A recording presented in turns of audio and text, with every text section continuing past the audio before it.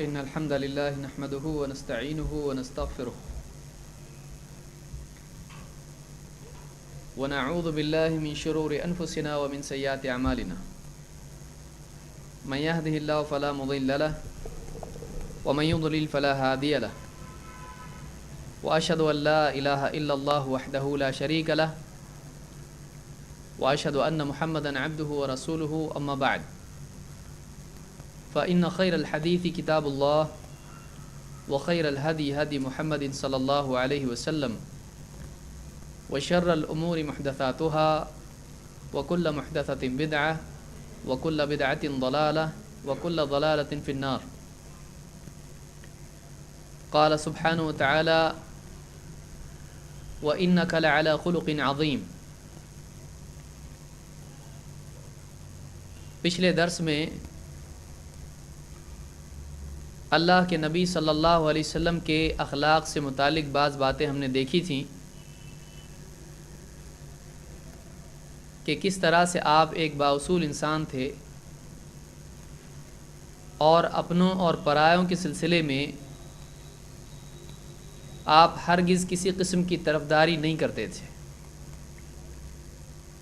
کس طرح آپ نے اپنے مخالفین کو معاف کیا، کس طرح آپ نے آپ کی شان میں گستاخی کرنے والوں کو چھوڑ دیا.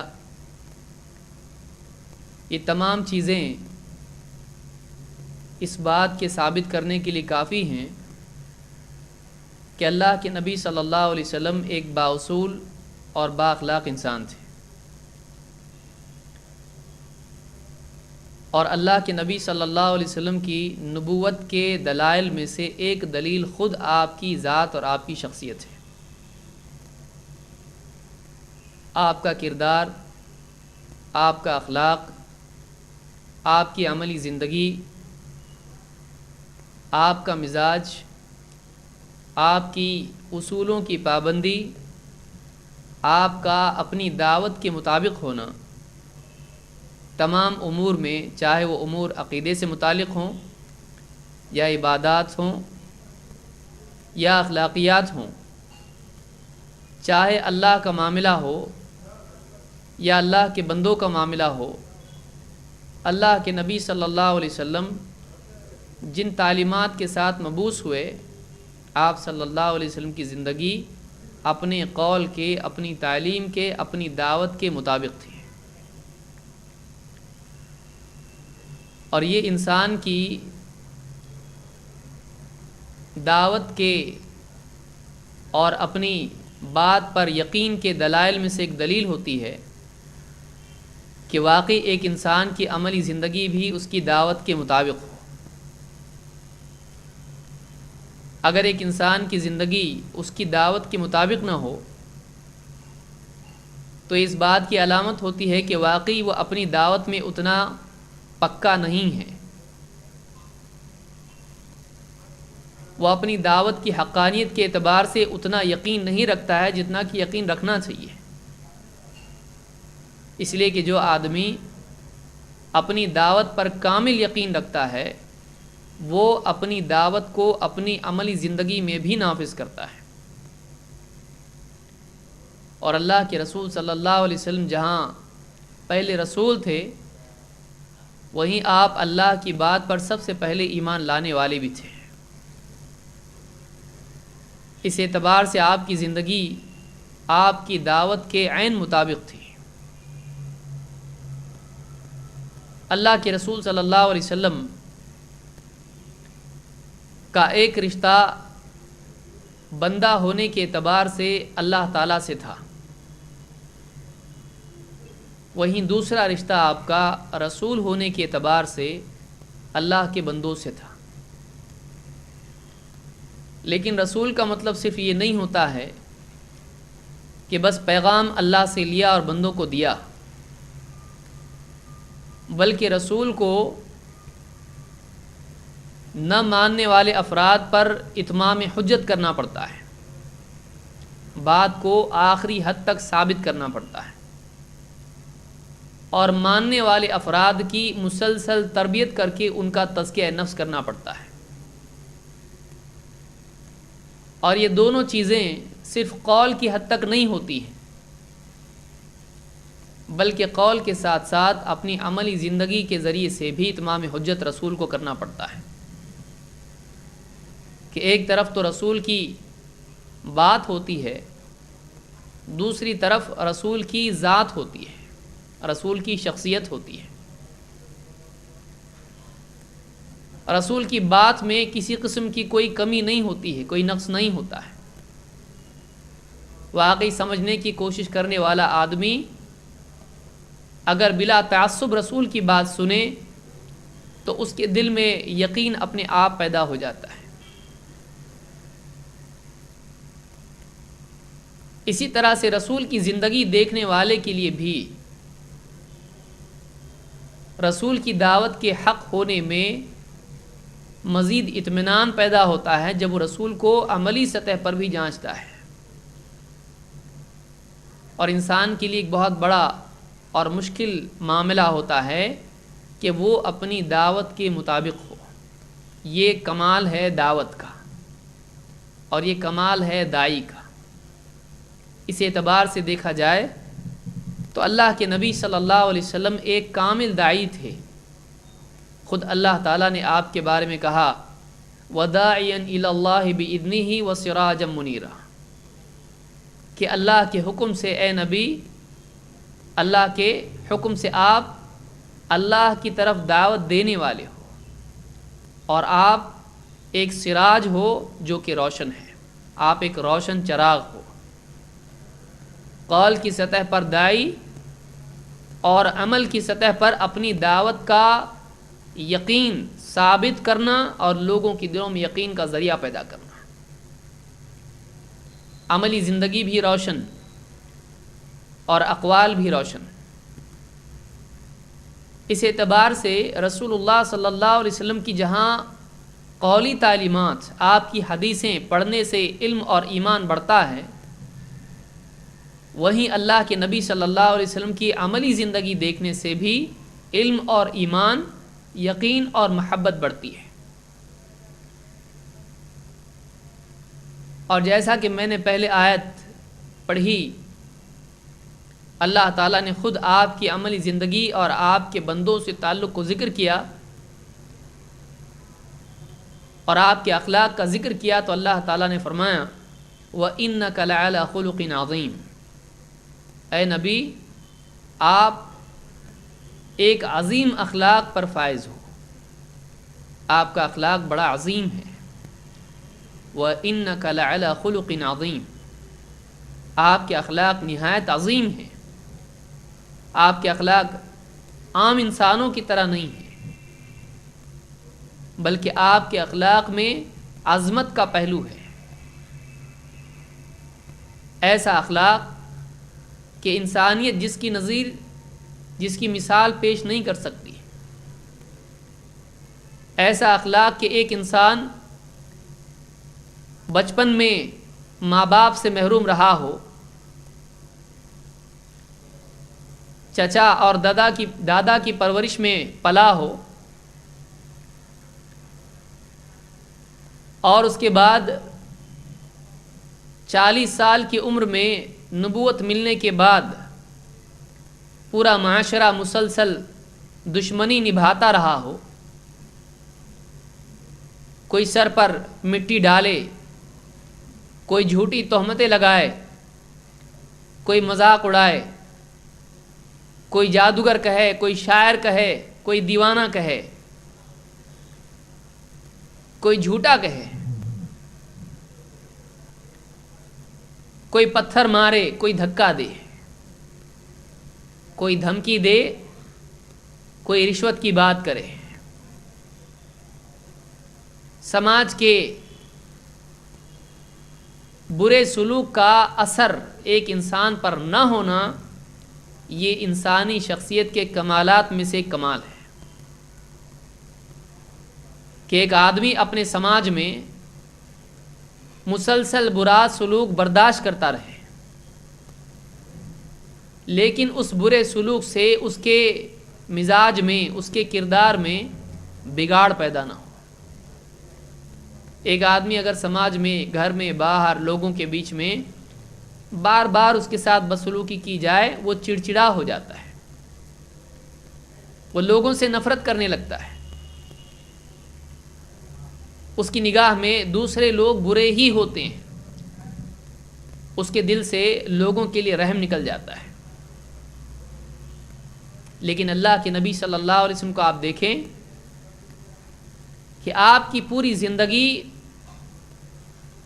بلکہ اس کا ایک بہت بڑا حصہ نبوت کے 23 سال میں سے 13 سال آپ کے مکہ میں گزرے، اور مکہ میں آپ کی دعوت جب شروع ہوئی تو وہاں لوگوں نے آپ کے ساتھ بدسلوکی جو شروع کی تو ہر دن وہ ایک نیا موڑ لیتی چلی گئی، اس کی سنگینی میں، اس کی شدت میں اضافہ ہی ہوتا چلا گیا۔ لوگ کل جتنا آپ سے برا سلوک کرتے تھے، اگلے دن وہ اس سے زیادہ برا سلوک کرنے کی سوچتے تھے، یہاں تک کہ آپ کو مجبور کر دیا گیا کہ آپ مکہ چھوڑ کے مدینہ چلے جائیں۔ مدینہ جانے کے بعد بھی آپ کو لوگوں نے چین لینے نہیں دیا، بلکہ مسلسل مدینہ پر حملے ہوتے رہے اور مسلسل مشرکین سے جنگیں ہوتی رہیں۔ سازشیں مشرکین کی طرف سے بھی تھیں، یہودیوں کی طرف سے تھی، عیسائیوں کی طرف سے تھیں، اور خود مسلمانوں میں منافقین موجود تھے جو ان تمام سازشوں میں ایک عجیب کردار ادا کر رہے تھے، نبھا رہے تھے۔ یہ ساری پریشانیاں، یہ سارے مسائل اللہ کے رسول صلی اللہ علیہ وسلم کے کردار میں اثر انداز نہیں ہوئی، بلکہ آپ جس طرح سے با اخلاق پہلے تھے، آپ بعد میں بھی ان تمام چیزوں کے باوجود بعد میں بھی با اخلاق تھے، بلکہ آپ قول و عمل کے اعتبار سے، سوچ اور کردار کے اعتبار سے جیسے جیسے وحی نازل ہوتی چلی گئی، جیسے جیسے اللہ آپ کی رہبری کرتا رہا، آپ کے اخلاق، آپ کا کردار، آپ کے اقوال، آپ کے اطوار، آپ کی زندگی اور نکھرتی چلی گئی۔ وَعَلَّمَكَ مَا لَمْ تَكُنْ تَعْلَمْ وَكَانَ فَضْلُ اللَّهِ عَلَيْكَ عَظِيمًا، اللہ نے آپ کو وہ کچھ سکھایا جو آپ پہلے نہیں جانتے تھے۔ تو اس اعتبار سے اللہ کے رسول صلی اللہ علیہ وسلم کے اخلاق کا مشاہدہ کرنا، آپ کے بارے میں دیکھنا کہ واقعی آپ کے اخلاق کیسے تھے، اگر اس پس منظر میں اس کو دیکھا جائے تو واقعی احساس ہوتا ہے کہ یہ ایک بہت مشکل کام ہے کہ اتنے سارے مسائل کے بعد، اتنی پریشانیوں کے بعد بھی ایک انسان اپنا سکون، ذہنی توازن اور اپنے مزاج کی نرمی کو باقی رکھ پائے، یہ ایک بہت مشکل کام ہے۔ وہ ہر انسان کو اہمیت دینے والا ہو، وہ ہر انسان سے نرم سلوک کرنے والا ہو، وہ ہر انسان سے اخلاق سے پیش آنے والا ہو، اس کا اکرام کرنے والا ہو، اس کی خوبیوں پر نگاہ رکھنے والا ہو۔ آدمی کے لیے اتنے سارے مسائل میں یہ چیزیں یاد رکھنا، دھیان دینا بہت مشکل ہوتا ہے، اور آپ دیکھیں گے کہ اللہ کے نبی صلی اللہ علیہ وسلم اس اعتبار سے کمال کے مرتبے کو پائے ہوئے تھے۔ بڑے تو بڑے آپ بچوں کے ساتھ بھی اچھے اخلاق سے پیش آتے تھے۔ انس بن مالک رضی اللہ تعالیٰ فرماتے ہیں، کان یزور الانصار ویسلم علی صبیانہم ویمسح رؤوسہم، کہ اللہ کے رسول صلی اللہ علیہ وسلم خود چل کے انصار کے قبیلے میں جاتے تھے، ان کی بستیوں میں ان سے ملنے جاتے تھے، اور بچے اگر راستے میں ملتے یا گھر پر ملتے تو آپ خود بچوں کو خود سلام کرتے تھے، اور محبت کے طور پر بچوں کے سر پر شفقت سے ہاتھ پھیرتے تھے۔ جس انسان کے دل میں واقعی نرمی ہو، جس انسان کے دل میں واقعی شفقت ہو، اس کا اظہار کیے بغیر وہ نہیں رہ سکتا ہے۔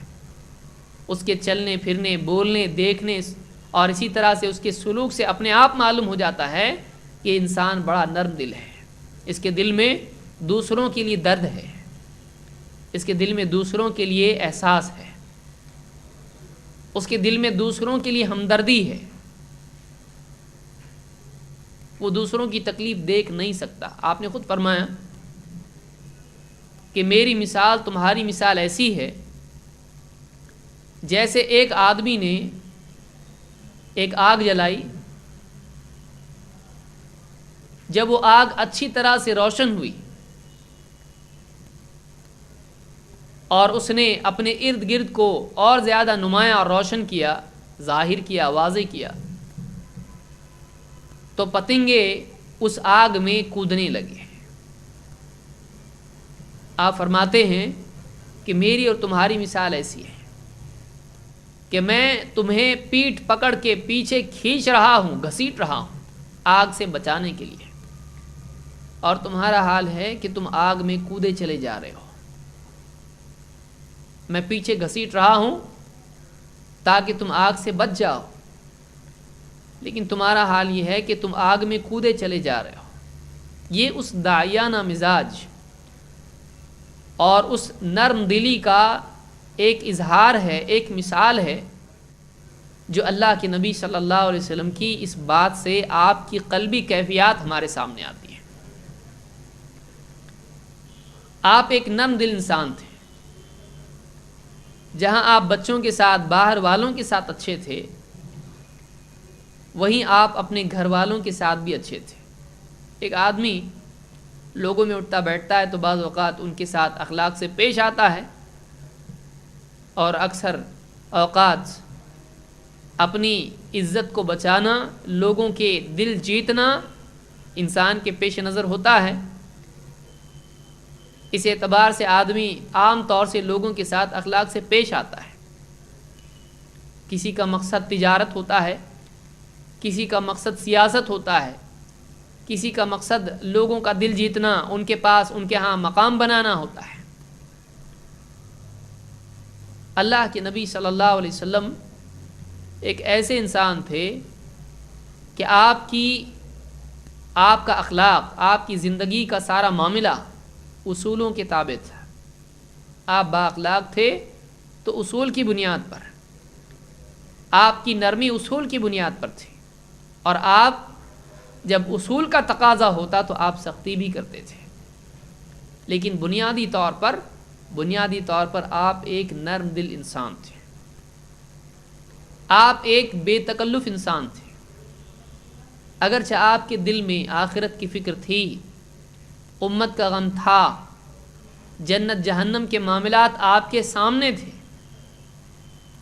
دعوتی ذمہ داری آپ پر تھی، سارے امت کے معاملات کا حل کرنا، لوگوں کے جھگڑے اور سارے معاملات کا نپٹانا آپ کے ذمہ تھا، لیکن اس کے باوجود آپ ایک ایسے انسان تھے جو ہر انسان سے جس سلوک کا وہ مستحق ہے برابر وہ سلوک کرتے تھے۔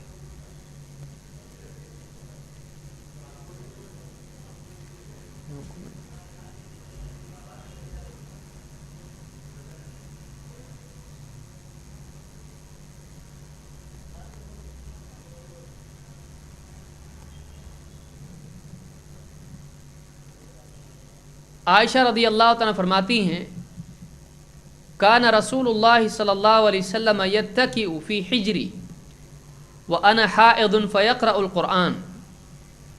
اللہ کے رسول صلی اللہ علیہ وسلم میری گود میں سر رکھ کے لیٹ جاتے ہیں جب کہ میں حیض کی حالت میں ہوتی، اور آپ لیٹے لیٹے قرآن کی تلاوت کرتے تھے، آپ قرآن پڑھتے تھے۔ اس حدیث کو امام البخاری اور مسلم دونوں نے روایت کیا ہے۔ اس حدیث سے اللہ کے رسول صلی اللہ علیہ وسلم کی زندگی کے دو پہلو ایک جگہ جمع ہوتے دکھائی دیتے ہیں۔ ایک تعلق بیوی سے محبت اور شفقت کا، اور ایک تعلق اللہ رب العالمین سے۔ ایک انسان کے لیے اپنی ذاتی ضرورت، ذاتی تعلقات جو مخلوق سے ہیں، اور جو ربط اور جو تعلق اس کا اللہ سے ہے، ان دونوں کو ایک وقت میں جمع کرنا، کہ ایک انسان کا سر بیوی کی گود میں ہو لیکن اس حال میں بھی وہ اللہ کو یاد کر رہا ہو، یہ ایک بڑی مشکل چیز ہے۔ آدمی گھر گرہستی میں اللہ کے دین کو بھول جاتا ہے، کھانے پینے میں، بیوی بچوں سے بات چیت کرنے میں، تجارت میں آدمی اکثر اوقات اللہ اور آخرت کو بھول جاتا ہے۔ تھوڑی دیر کے لیے صحیح اس پر غفلت کے پردے چھا جاتے ہیں، لیکن اللہ کے نبی صلی اللہ علیہ وسلم کو آپ دیکھیں کہ ایک طرف بیوی سے تعلق ہے جو محبت اور شفقت کا تعلق ہے، دوسری طرف اس حال میں بھی اللہ کو یاد کیے ہوئے ہیں کہ اللہ تعالیٰ کا کلام، اللہ کا قرآن پڑھ رہے ہیں۔ اور اتنا بڑا نبی جس کے پیچھے نبیوں نے نماز پڑھی ہے، جو نبیوں کا امام ہے، اتنی بڑی شخصیت ہے، لیکن اپنے گھر میں اپنی بیوی سے، گھر والوں سے بالکل بے تکلف زندگی ہے۔ عام طور سے انسان یہ چاہتا ہے کہ لوگ اس کی تعظیم کریں، ذرا سی بڑائی انسان کو مل جاتی ہے تو لوگوں سے وہ اپنی بڑائی منوانے کی کوشش کرتا ہے، وہ چاہتا ہے کہ لوگ اس سے دبیں، ڈریں، اس کا ادب کریں۔ لیکن اللہ کے نبی صلی اللہ علیہ وسلم اپنے گھر میں ایسا نہیں رہتے تھے، بلکہ آپ اپنی بیویوں سے شفقت کے ساتھ، نرمی کے ساتھ اور بے تکلفی کے ساتھ رہتے تھے۔ کبھی آپ ان سے ان کی دلجوئی کے طور پر مزاح بھی کیا کرتے تھے، ان سے تھوڑا سا مذاق بھی کر لیتے تھے، جس کو مزاح کہتے ہیں۔ شرعی حدود میں کسی سے ہنسی کی بات کرنا کوئی بری چیز نہیں ہے، مقصود یہ ہے کہ جس سے بات کی جا رہی ہے اس کے دل میں انشراح پیدا ہو جائے۔ اللہ کے رسول صلی اللہ علیہ وسلم بیویوں سے بے تکلف رہتے ہیں، اسی لیے حضرت عائشہ فرماتی ہیں کہ میں حیض کی حالت میں ہوتی اور آپ اپنا سر رکھتے میری گود میں اور قرآن پڑھا کرتے تھے۔ اس میں ایک چیز کی یہ بھی تعلیم تھی کہ عورت ایسی نہیں ہے کہ حیض کی حالت میں اس سے دور رہا جائے، بلکہ آپ اپنا سر، ایک نبی کا سر عورت کی، بیوی کی گود میں ہے حیض کی حالت میں، اور وہ قرآن پڑھ رہا ہے، آپ نے بتایا یہ نجس نہیں ہے، عورت پاک ہی رہتی ہے، اور اتنا کہ اس کی گود میں سر رکھ کے قرآن بھی پڑھا جا سکتا ہے۔ آپ کی زندگی کے ہر معاملے میں، ہر عمل سے علم ملتا ہے۔ آپ دیکھیں، یہ بات یاد رکھیں کہ اللہ کے نبی صلی اللہ علیہ وسلم کا عمل با مقصد عمل ہوا کرتا تھا، وہ اتفاقی عمل نہیں ہوتا تھا۔ آپ سوچ سمجھ کے جو بھی کرتے تھے، سوچ سمجھ کے کرتے تھے، اسی لیے غور کرنے سے اس میں دین سیکھنے ملتا ہے۔ آپ کا قول بھی علم ہے اور آپ کا عمل بھی علم کا ایک باب ہے۔ لیکن یہاں ایک بات یہ بھی ہے کہ جہاں آپ اپنی بیویوں سے، اپنے گھر والوں سے بے تکلف تھے، وہیں آپ ان کی غلطیوں پر ان کو تنبیہ بھی کرتے تھے۔ اکثر اوقات انسان کسی کو خوش کرنے پر آتا ہے اور اس کی دلجوئی کرتا ہے تو اس کی غلط باتوں کو نظر انداز کرتا چلا جاتا ہے۔ بعض لوگ بیوی کو خوش کرنے میں اللہ کو ناراض کرنا بھی گوارا کر لیتے ہیں، اور یہی معاملہ خواتین کا بھی ہوتا ہے کہ شوہر کی رضا کے لیے بعض اوقات، بلکہ اکثر اوقات اللہ کو بھی ناراض کر بیٹھتی ہیں۔ فجر کی نماز چھوڑ کے شوہر کا ٹفن بنانا بھی اسی میں سے ہے، اور دوسرے کئی معاملات اس میں شامل ہوتے ہیں جس میں انسان اللہ کو ناراض کرنا گوارا کر لیتا ہے مخلوق کو راضی کرنے کے لیے۔ اللہ کے نبی صلی اللہ علیہ وسلم جہاں ایک شوہر تھے، وہیں آپ ایک نبی اور ایک مربی اور معلم بھی تھے۔ ایک مرتبہ عائشہ رضی اللہ تعالیٰ نے حضرت صفیہ رضی اللہ عنہا کے بارے میں ایک بات کہی، خود فرماتی ہیں فَقُلْتُ يَا رَسُولَ اللَّهِ إِنَّ صَفِيَّةَ امْرَأَةٌ وَقَالَتْ بِيَدِهَا هَكَذَا كَأَنَّهَا تَعْنِي قَصِيرًا۔ فرماتی میں نے اشارے سے کہا، اللہ کے رسول صلی اللہ علیہ وسلم کو ہاتھ سے بتا کے کہا کہ اللہ کے رسول صفیہ تو ایسی ہے، یعنی ناٹی ہے، اس کا قد چھوٹا ہے، چھوٹی ہے، ہائٹ زیادہ نہیں ہے، اور ہاتھ سے اشارہ کر کے بتایا، گویا کہ مذاق اڑا رہی ہیں کہ صفیہ تو دیکھو ایسی چھوٹی ہے، اس کی ہائٹ ہی نہیں ہے۔ اللہ کے نبی صلی اللہ علیہ وسلم نے دیکھا کہ کسی کا یہاں پر مذاق اڑایا جا رہا ہے، اس کی غیر حاضری میں اس کے بارے میں اس کا عیب بیان کیا جا رہا ہے۔ یہ نہیں کہ بیوی کو خوش کرنے کے لیے آپ بھی ہنس دیں، آپ نے دیکھا ہے بات صحیح نہیں ہے، یہ غیبت ہے اور یہ تحقیر ہے۔ آپ اپنے گھر میں ہیں، اپنی بیوی کے ساتھ ہیں، آپ ایک شوہر ہیں، اور یہ ایک عام بات ہے، لوگ اس طرح سے بات کرتے ہیں۔ لیکن اللہ کے نبی صلی اللہ علیہ وسلم نے جب یہ سنا، اور آپ جانتے ہیں کہ عائشہ رضی اللہ تعالیٰ عنہ آپ کی سب سے چہیتی بیوی ہیں، تمام بیویوں میں سب سے محبوب وہ بیوی کہ آپ نے عائشہ رضی اللہ تعالیٰ عنہ کی گود میں دم توڑنا گوارا کیا، آپ کے لیے یہی محبوب آپ کو تھا۔ آپ کی چاہت یہ تھی کہ آپ کی باری اخیر میں عائشہ رضی اللہ تعالیٰ عنہ کے یہاں ہی ہو، لیکن وہی بیوی ہے، وہی پیاری بیوی ہے، وہ بیوی کہہ رہی کہ اللہ کے رسول صفیہ تو ایسی ہے۔ آپ نے فوراً کہا لقد مزجتی بکلمۃ لو مزجتی بہا ماء البحر لمزج۔ اے عائشہ، تو نے ایسی کڑوی بات کہی ہے کہ اگر تیری یہ بات سمندر میں ملا دی جائے تو وہ بھی کڑوا ہو جائے گا۔ ایسی کڑوی، ایسی بری بات ہے، یہ کسی کی غیبت ہے، یہ کسی کی برائی ہے، کسی کا مذاق ہے، کسی کی تحقیر ہے۔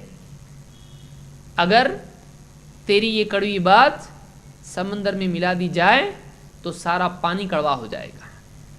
آپ سوچیں کہ اللہ کے رسول صلی اللہ علیہ وسلم نے اپنی بیوی کی ایک بات دیکھی، آپ نے فوراً اصلاح کی۔ ایک انسان کی غلطی دیکھ کر، اخلاقی برائی دیکھ کر، غلط بات سن کر ایک آدمی خامخواہ اس پر ہاں میں ہاں ملائے، اس کا نام مداہنت ہے۔ یہ کم ہمت لوگوں کا طریقہ ہوتا ہے، یہ سب کو خوش کرنے والوں کا طریقہ ہوتا ہے کہ وہ غلط بات دیکھ کر بھی ہاں میں ہاں ملاتے ہیں۔ لیکن واقعی جو انسان اصول پسند ہوتا ہے وہ فوراً زبان سے روک دے گا، اگر اتنی طاقت نہیں ہے یا مناسب نہیں لگتا ہے تو اس کے چہرے پر ناگواری کے اثرات نمایاں نظر آئیں گے۔ وہ غلط بات کو برداشت نہیں کر سکتا ہے، اس کا چہرہ بتا دے گا کہ ناراض ہے، اس کو غلط لگ رہا ہے۔ اللہ کے رسول صلی اللہ علیہ وسلم ایک بااصول انسان تھے۔ جہاں آپ اپنی بیوی سے محبت کرنے والے تھے، وہیں آپ یہ بھی پسند کرتے تھے کہ آپ کے گھر میں کوئی ایسی بات نہ ہو جو اخلاقی اعتبار سے کمتر ہو۔ آپ چاہتے تھے کہ آپ کا گھر بھی اخلاق کے اعلیٰ پیمانے پر ہو، اعلیٰ مقام پر ہو۔ آپ کے گھر کا ہر فرد ایک ایسا انسان ہو جو بعد میں امت کے لیے اسوہ اور نمونہ بنے۔ آپ فوراً گھر میں کوئی بھی بات دیکھتے فوراً اس کی اصلاح۔ آپ دیکھیں ہمارے گھروں میں کیا حال ہے، کتنی باتیں ہم دیکھتے ہیں لیکن نظر انداز کرتے چلے جاتے ہیں اور کوئی اصلاح کی کوشش نہیں کرتے ہیں۔ اللہ کے نبی صلی اللہ علیہ وسلم اپنی بیویوں کی اصلاح کیا کرتے تھے۔ اس حدیث کو امام ابو داؤد اور ترمذی نے روایت کیا ہے۔ آپ بیویوں کے سلسلے میں ایک اور بات آپ کی زندگی کی یہ ہے کہ آپ بیویوں میں برابری کرتے تھے۔ اگرچہ قلبی اعتبار سے آپ کا رجحان عائشہ رضی اللہ تعالیٰ عنہ کی طرف تھا، لیکن اس کے باوجود آپ ساری بیویوں میں سلوک کے اعتبار سے انصاف اور عدل کرتے تھے۔ آپ کے عدل کا یہ حال تھا کہ دعوتی اعتبار سے، جنگوں کے یا کسی اور اعتبار سے آپ کے جو سفر ہوا کرتے تھے، آپ حضر میں تو حضر میں، آپ سفر میں بھی بیویوں کے معاملے میں عدل کو بھولتے نہیں تھے۔ عائشہ رضی اللہ عنہ فرماتی ہیں کان رسول اللہ صلی اللہ علیہ وسلم اذا اراد سفرا اقرع بین نسائه۔ اللہ کے رسول صلی اللہ علیہ وسلم جب سفر کا ارادہ کرتے تو آپ بیویوں میں قرعہ اندازی کرتے ہیں۔ قرعہ کس کو کہتے ہیں؟ جیسے ہمارے یہاں پر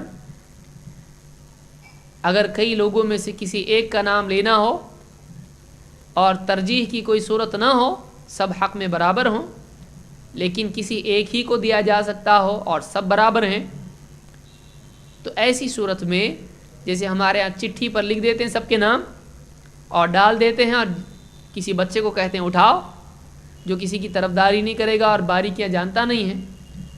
اب وہ بچہ جس چٹھی کو اٹھائے گا، جس کا نام آئے گا، اس کا نام آ گیا، اس کو چیز ملے گی۔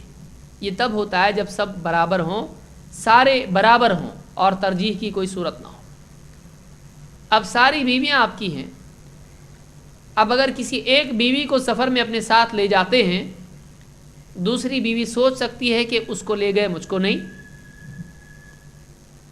تو اللہ کے نبی صلی اللہ علیہ وسلم بیویوں کے لیے کہ کس بیوی کو ساتھ لے جانا ہے آپ قرآن اندازی کرتے ہیں۔ جس کا نام آ جاتا آپ اس بیوی کو اپنے ساتھ سفر میں لے جاتے۔ آپ اگر چاہتے تو یہ بھی کہہ سکتے تھے کہ میں جس کو لے جاؤں، میں جس کو چاہتا ہوں لے جاؤں گا، اور کوئی آپ کی شکایت نہیں کر سکتا تھا۔ نبی کے فیصلے کے خلاف کسی کی کیا مجال ہے کہ کچھ کہے؟ اور ظاہر بات ہے کہ نبی اگر اپنی طرف سے کچھ کہے تو وہ خواہش کی بنیاد پر نہیں ہوتا ہے، سب کو یقین ہے۔ لیکن اللہ کے نبی صلی اللہ علیہ وسلم اس کے باوجود اپنی بیویوں کو سب کے ساتھ برابری کا معاملہ کرتے تھے، اور جس کا نام قرآن میں آ جاتا آپ اپنے ساتھ سفر میں اس کو لے جاتے ہیں۔ فرماتی ہیں فَأَيَّتُهُنَّ خَرَجَ سَهْمُهَا خَرَجَ بِهَا مَعَهُ، جس کا بھی نام نکل آتا اس قرآن میں آپ اس کو ساتھ لے جاتے ہیں۔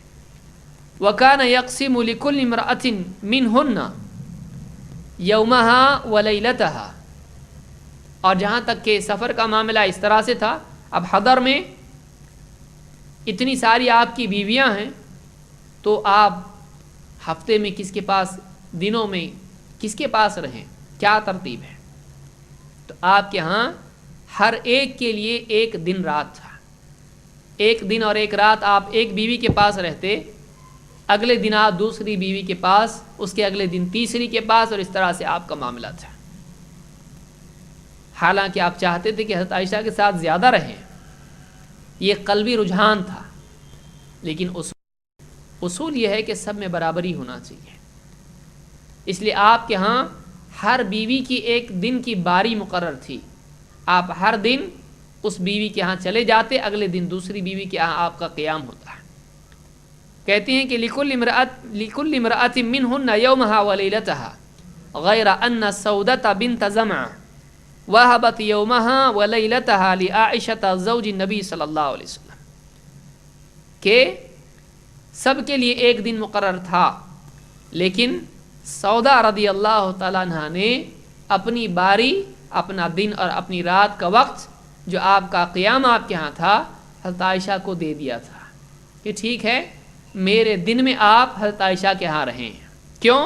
تبتغی بذالک رضا رسول اللہ صلی اللہ علیہ وسلم، اس میں ان کا مقصد یہ تھا کہ میرے ہاں تو رہیں گے، اس میں تو میری خوشی ہے، لیکن حضرت عائشہ کے ہاں رہیں گے تو یہ نبی کی خوشی ہے، تو نبی کی خوشی کو اپنی خوشی پر ترجیح دیتے ہوئے حضرت سودا رضی اللہ تعالیٰ عنہ نے اپنی باری بھی حضرت عائشہ کو دے دی تھی۔ اس کو قربانی کہتے ہیں۔ دیکھیے اللہ کے رسول صلی اللہ علیہ وسلم کی بیویاں کتنی بااخلاق عورتیں تھیں، یہ امہات المؤمنین ہیں، امت کی مائیں ہیں۔ انسان اپنا حق دوسرے کو نہیں دیتا ہے، لیکن یہاں جب حضرت سودا نے دیکھا کہ ہمارے نبی کی خوشی تو اس میں ہے کہ حضرت عائشہ کے ہاں رہیں، تو انہوں نے اپنی باری حضرت عائشہ کو دے دی تھی، تاکہ اللہ کے رسول صلی اللہ علیہ وسلم زیادہ خوش رہیں۔ آج سوچیں ہم اپنی زندگی میں کتنی چیزیں ایسی کرتے ہیں جو اللہ کو ناراض کرنے والی ہیں۔ اللہ کے رسول صلی اللہ علیہ وسلم اپنی زندگی میں ان چیزوں سے ناراض تھے۔ ہماری زندگی میں کتنی ایسی چیزیں ہیں، خصوصاً بدعات ہیں، اور بدعات اتنی ناپسندیدہ چیز ہے کہ حوض کوثر سے اللہ کے نبی صلی اللہ علیہ وسلم دھتکار دیں گے ان لوگوں کو جنہوں نے بدعتیں ایجاد کی. سحقن سحقن لمن غیر بعدی، دوری ہو اس کے لیے جس نے میرے بعد تبدیلیاں کر دی ہیں. نبی کو، اللہ تعالیٰ کو ناراض کرنے والے کتنے کام ہم کرتے ہیں. تو یہاں ایک بات، یہ بخاری مسلم کی روایت ہے، یہاں آپ دیکھیں کہ اللہ کے رسول صلی اللہ علیہ وسلم نے اپنی چاہت کے باوجود تمام بیویوں کے لیے باریاں مقرر کی. اس سے معلوم ہوتا ہے کہ آپ گھریلو زندگی میں بھی ایک با اخلاق انسان تھے اور آپ ایک عدل والے انسان تھے.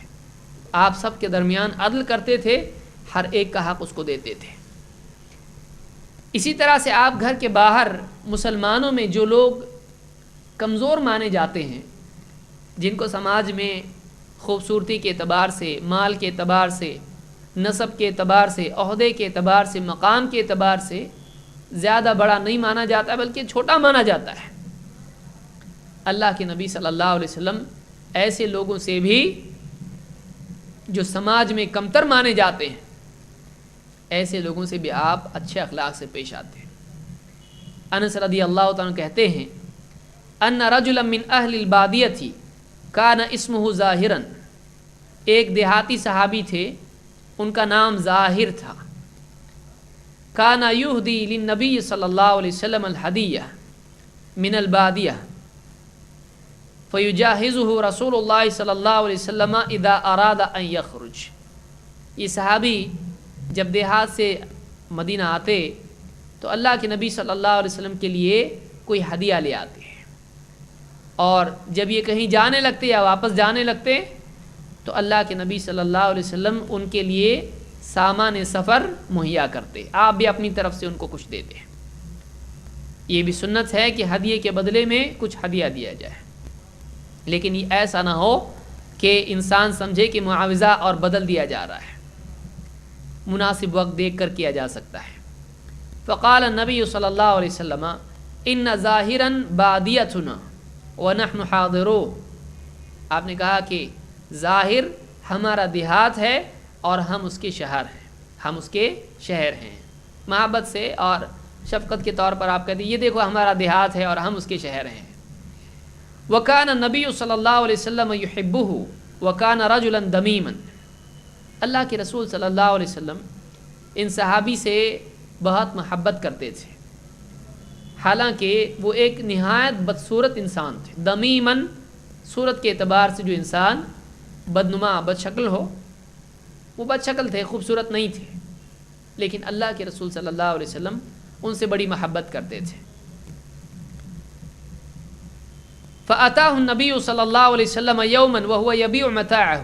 ایک دن ایسا ہوا کہ وہ صحابی بازار میں تھے اور کوئی چیز بیچ رہے تھے. اللہ کے نبی صلی اللہ علیہ وسلم جب بازار تشریف لے گئے تو آپ نے دیکھا ہے بازار میں ہیں. فاحتضنه من خلفه وهو لا يبصره. آپ پیچھے سے ان کے گئے اور پیچھے سے آپ نے ان کو جکڑ لیا، پیچھے سے آپ نے ان کو پکڑ لیا، دونوں ہاتھوں سے ان کو پکڑ لیا، جیسے پیچھے سے جا کے کوئی پکڑ لیتا ہے ڈرانے کے لیے، اس طرح سے. فقال الرجل ارسلنی من هذا. وہ صحابی چلانے لگے چھوڑو، کون ہے، کون ہے جو مجھ کو پکڑ رہا ہے، چھوڑ دو. فالتفت فعرف النبی صلی اللہ علیہ وسلم. جب گردن گھما کے دیکھا تو دیکھا کہ اللہ کے رسول صلی اللہ علیہ وسلم ہیں جو پیچھے سے مجھ کو اس طرح سے پکڑے ہوئے ہیں. فجعل لا يعلو ما الصق ظهره بصدر النبی صلی اللہ علیہ وسلم حين عرفه. جب پہچانا انہوں نے کہ ہاں یہ تو اللہ کے رسول صلی اللہ علیہ وسلم ہے، کوئی اور نہیں ہے، تو اب چھڑانے کی کوشش کر رہے تھے، لیکن جب دیکھا کہ اللہ کے رسول صلی اللہ علیہ وسلم ہیں تو اب مزاحمت چھوڑ دی، بلکہ اور کوشش کرنے لگے کہ ان کی پیٹھ اللہ کے نبی صلی اللہ علیہ وسلم کے سینے سے اور لگی رہے، کہ نبی کے سینے سے میری پیٹھ لگی رہے. اللہ اکبر، کہ نبی کے اتنا قرب نبی کا مل جائے. اب وہ لوگ سوچیں جو درگاہوں کو پیٹھ نہیں دکھاتے ہیں، نبی ہیں اور جب دیکھا کہ پیچھے نبی ہیں اور پیچھے سے پکڑے ہوئے ہیں تو آپ صلی اللہ علیہ وسلم کے سینے سے اور پیٹھ لگانے لگے اور مزاحمت چھوڑ دی، اپنے آپ کو چھڑانے کی کوشش چھوڑ دی۔ وجعل النبی صلی اللہ علیہ وسلم یقول من یشتری العبد، اللہ کے رسول صلی اللہ علیہ وسلم نے بازار میں آواز لگائی، کون ہے جو بندہ خریدے گا؟ عبد کے معنی عربی زبان میں غلام کے لیے بھی آتے ہیں اور اللہ کے بندے کے لیے بھی آتے ہیں۔ یہ ایسا لفظ ہے جس میں دونوں معنی کی گنجائش ہے کہ غلام بھی ہوتا ہے اور اللہ کا بندہ بھی ہوتا ہے۔ اشہد ان محمدًا عبدہ ورسولہ، عبد۔ آپ نے کہا کون ہے جو غلام خریدے گا؟ من یشتری العبد، فقال یا رسول اللہ اذن واللہ تجدنی کاسدا۔ وہ صحابی خوبصورت تو تھے نہیں، کہنے لگے اللہ کے رسول آپ آواز لگا رہے ہیں خریدی کے لیے، بکنے کے لیے تو تیار ہیں، رسول بھیج دے تو کیا مسئلہ ہے، رسول جو چاہے کرے۔ لیکن کہنے لگے اللہ کے رسول اگر آپ مجھ کو بیچو گے تو چونکہ میں خوبصورت نہیں ہوں تو آپ مجھ کو بہت سستا پائیں گے، میں زیادہ پیسوں میں بکوں گا نہیں، تجارت کے اعتبار سے آپ لاس میں آؤ گے، یعنی آپ مجھ کو بیچو گے تو کیا ملے گا آپ کو؟ میں تو بک جاؤں گا، آپ چاہیں تو بکنے کے لیے تیار ہیں، لیکن اے اللہ کے رسول اگر آپ مجھ کو بیچ دیں تو مجھ کو بہت ہی کم قیمت آپ پائیں گے۔ اللہ کے رسول صلی اللہ علیہ وسلم کی بات سنی تو آپ نے کہا لیکن عند اللہ لست بکاسد، او قال لیکن عند اللہ انت غال، کہا نہیں ہو سکتا ہے لوگوں کے ہاں تمہاری قیمت کم ہو، آپ نے کہا لیکن اللہ کے ہاں تم کم قیمت نہیں ہو، اللہ کے ہاں تم بہت ہی قیمتی انسان ہو، بہت مہنگے انسان ہو۔ آپ نے ان کی دلجوئی کی اور واقعی آپ پہچانتے تھے کہ کون سا انسان قیمتی ہے اور کون نہیں ہے، اور کسی انسان کی قیمت اس کی خوبصورتی، اس کی زینت، اس کے کپڑے، اس کا گھر، اس کا مال، اس کا لباس، اس کی گاڑی، اس کی ڈگری، ان چیزوں میں نہیں ہوتی ہے۔ زینت بڑھاپا کھا جاتا ہے، انسان کا بڑھاپا اس کی خوبصورتی کو نگل جاتا ہے، لیکن کردار ہوتا ہے جو جوانی اور بڑھاپے دونوں میں باقی رہتا ہے۔ اور ایک بوڑھا آپ بتائیے کب خوبصورت لگتا ہے؟ جب واقعی اس میں اخلاق ہو، تو معلوم ہوا کہ خوبصورتی کا تعلق صورت سے نہیں ہے بلکہ سیرت سے ہے۔ ایک خوبصورت انسان بھی اگر بد اخلاق ہو تو بدصورت دکھائی دینے لگتا ہے، دل میں نفرت پیدا ہوتی ہے، لیکن اگر با اخلاق انسان ہو تو چاہے صورت کے اعتبار سے کیسے ہی کیوں نہ ہو، اگر وہ دیندار ہے تو پھر اس کے مزاج سے انسان کو قرب محسوس ہونے لگتا ہے۔ تو آپ نے کہا ٹھیک ہے، لوگوں کے نزدیک ہو سکتا ہے تم کم قیمت ہو، دنیا میں ہو سکتا ہے تمہیں بیچا جائے تو تمہاری قیمت زیادہ نہ ہے، لیکن اللہ کے ہاں اور اصل قیمت کہاں ہے؟ اصل قیمت انسان کی کون طے کرے گا؟ اصل ترازو کون سی ہے جس میں تولنے کے بعد واقعی انسان کا وزن معلوم ہوتا ہے؟ اصل پیمانہ کیا ہے؟ کون ہے جو واقعی انسان کا بھاؤ لگائے گا؟ آپ نے فرمایا لیکن عند اللہ انت غال، لیکن عند اللہ انت غال، کہ نہیں اللہ کے ہاں تو تم بڑے مہنگے انسان، تم بہت قیمتی ہو۔ اس حدیث کو امام احمد اور امام ترمذی نے شمائل میں اور اسی طرح سے ابن حبان نے اپنی صحیح میں روایت کیا ہے۔ اس روایت سے بات معلوم ہوتی ہے کہ اللہ کے رسول صلی اللہ علیہ وسلم ایک طرف تو آپ ہدیہ دیا کرتے تھے، غریب آدمی اور چھوٹا آدمی جس کو لوگ چھوٹا مانتے ہوں، آپ ایسے آدمی کا ہدیہ قبول کر لیتے تھے چاہے چھوٹی چیز کیوں نہ ہو۔ آپ یہ نہیں کہتے تھے نہیں یہ تو کمتر ہے میں نہیں لیتا ہوں، میں بہت بڑا ہوں۔ آپ چھوٹی چیز بھی کوئی آپ کو لا کر دے، چھوٹی دعوت آپ کو کوئی دے، غلام آپ کو کوئی دعوت دے، آپ اس دعوت میں جاتے تھے۔ اور آپ بے تکلفی سے پیش آتے تھے. اب دیکھیے بازار میں وہ شخص بیچ رہے ہیں, آپ پیچھے سے گئے, آپ تصور کریں, اللہ کے رسول صلی اللہ علیہ وسلم کے پیچھے سے گئے, وہ بازار میں آواز لگا رہے ہیں, بیچ رہے ہیں, کھڑے ہیں چپ چاپ, بازار پورا چل رہا ہے, لوگ یہاں سے وہاں جا رہے ہیں, کوئی دیکھنے والا نہیں, ان کو کوئی نمایاں شخصیت نہیں کہ ان کے پاس بھیڑ جمع ہو جائے, سب اپنی اپنی چیزوں میں لگے ہوئے ہیں. اور اللہ کے نبی صلی اللہ علیہ وسلم نے دیکھا کہ یہ اچھا آئے کیا, اچھا, یہ نہیں کہ دیکھ کے چلے گئے, میں تو نبی ہوں, اس کا کام ہے مجھ کو سلام کرنا, اس کا کام ہے مجھ تک آنا, میں اس تک کیوں جاؤں, یہ چھوٹا آدمی ہے, میں اس کو پہچان دے کے اپنی بات کم کیوں کروں, اپنا لیول میں گھٹا دوں گا اگر میں اس کو پہچان دوں, اس کا کام ہے مجھ کو پہچان دینا. آج دیکھیے مسلمانوں کی تقریبات میں یہ چیز آپ کو عام طور سے دیکھنے ملے گی. کسی کے نکاح میں لوگ ہیں, کسی پروگرام میں ہیں, کہیں ہیں, میں کیوں جاؤں, وہ آئے.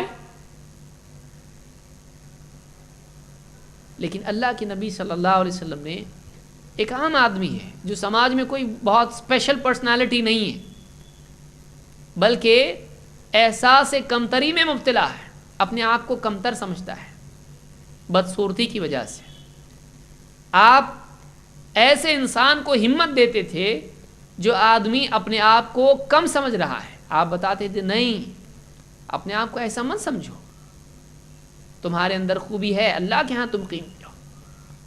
ایک ٹوٹا ہوا دل, ایک غمگین انسان جو کسی کمی کے احساس میں جی رہا ہے, اللہ کے نبی صلی اللہ علیہ وسلم اس کو ہمت دلاتے تھے. پیچھے سے گئے, پیچھے سے پکڑ لیا, اتنی بے تکلفی, یہ نہیں کہ میں اتنا بڑا ہوں, میں کیوں ایسا کروں, ایک دم باادب باملاحظہ ہونا چاہیے. وہ اپنی جگہ ہے, دینی مجالس میں اور اس طرح کے معاملات میں, سیریس معاملات میں ایسا ہوتا ہے کہ آدمی بالکل خاموش ہوتا ہے, مذاق نہیں ہوتا, یہ اپنی جگہ ہے, ہونا چاہیے. دینی مجالس کی عظمت اور ادب اپنی جگہ ہے. لیکن کبھی کبھی ایسے لمحات بھی ہوتے ہیں کہ کسی کی دلجوئی کی جاتی ہے اور انسان کو اپنے خول سے باہر آنا پڑتا ہے کسی کا دل رکھنے کے لیے. آپ صلی اللہ علیہ وسلم نے ان کو پیچھے سے جا کے پکڑ لیا. اب کہہ رہے ہیں کون خریدے گا. اب دیکھیے آپ بازار میں خود آواز لگا رہے ہیں, کون خریدے گا غلام. وہ کہہ رہے اللہ کے رسول آپ مجھ کو بیچو گے, کیا ملے گا آپ کو, میں تو بہت سستا ہوں, آپ کو ملے گا کیا. آپ کہہ رہے نہیں, تم تو اللہ کے نزدیک بہت قیمتی ہو, تم کیا سمجھتے ہو اپنے آپ کو, اللہ کے ہاں تم قیمتی ہو. دنیا میں چاہے لوگ تم کو چھوٹا سمجھیں, تمہارے اس صبر کرنے پر, بدصورتی پر اور اپنے آپ کو چھوٹا سمجھنے پر تمہارا اللہ کے ہاں ایک مقام ہے. یہ شخصیت ہے, اس کو کہتے ہیں بڑا آدمی,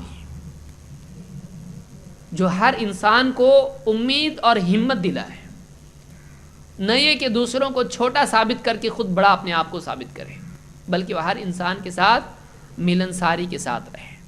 بہرحال تو یہ اللہ کے رسول ہیں, یہ ہمارے رسول ہیں جو رحمت للعالمین ہیں اور جو بااخلاق انسان ہونے کے اعتبار سے کامل ترین شخصیت اور انسانیت کے لیے اسوہ اور نمونہ ہے. جہاں عام مردوں کے تعلق سے حال تھا, آپ دیکھیں خواتین کے سلسلے میں بھی آپ شفقت اور نرمی والے تھے. آپ نے خود ایک مرتبہ کہا انی لاقوم فی الصلاۃ ارید ان اطول فیہا, میں نماز کے لیے جب کھڑا ہوتا ہوں, یعنی جب لوگوں کو نماز پڑھا رہا ہوتا ہوں, فرض نماز, ارید ان اطول فیہا, میرے دل میں آتا ہے کہ نماز لمبی کر دوں, میرا ارادہ ہوتا ہے کہ میں لمبی قرأت کروں, لمبی نماز پڑھوں. فاسمع بکاء الصبی, لیکن پھر اچانک مجھ کو کسی بچے کے رونے کی آواز آتی ہے.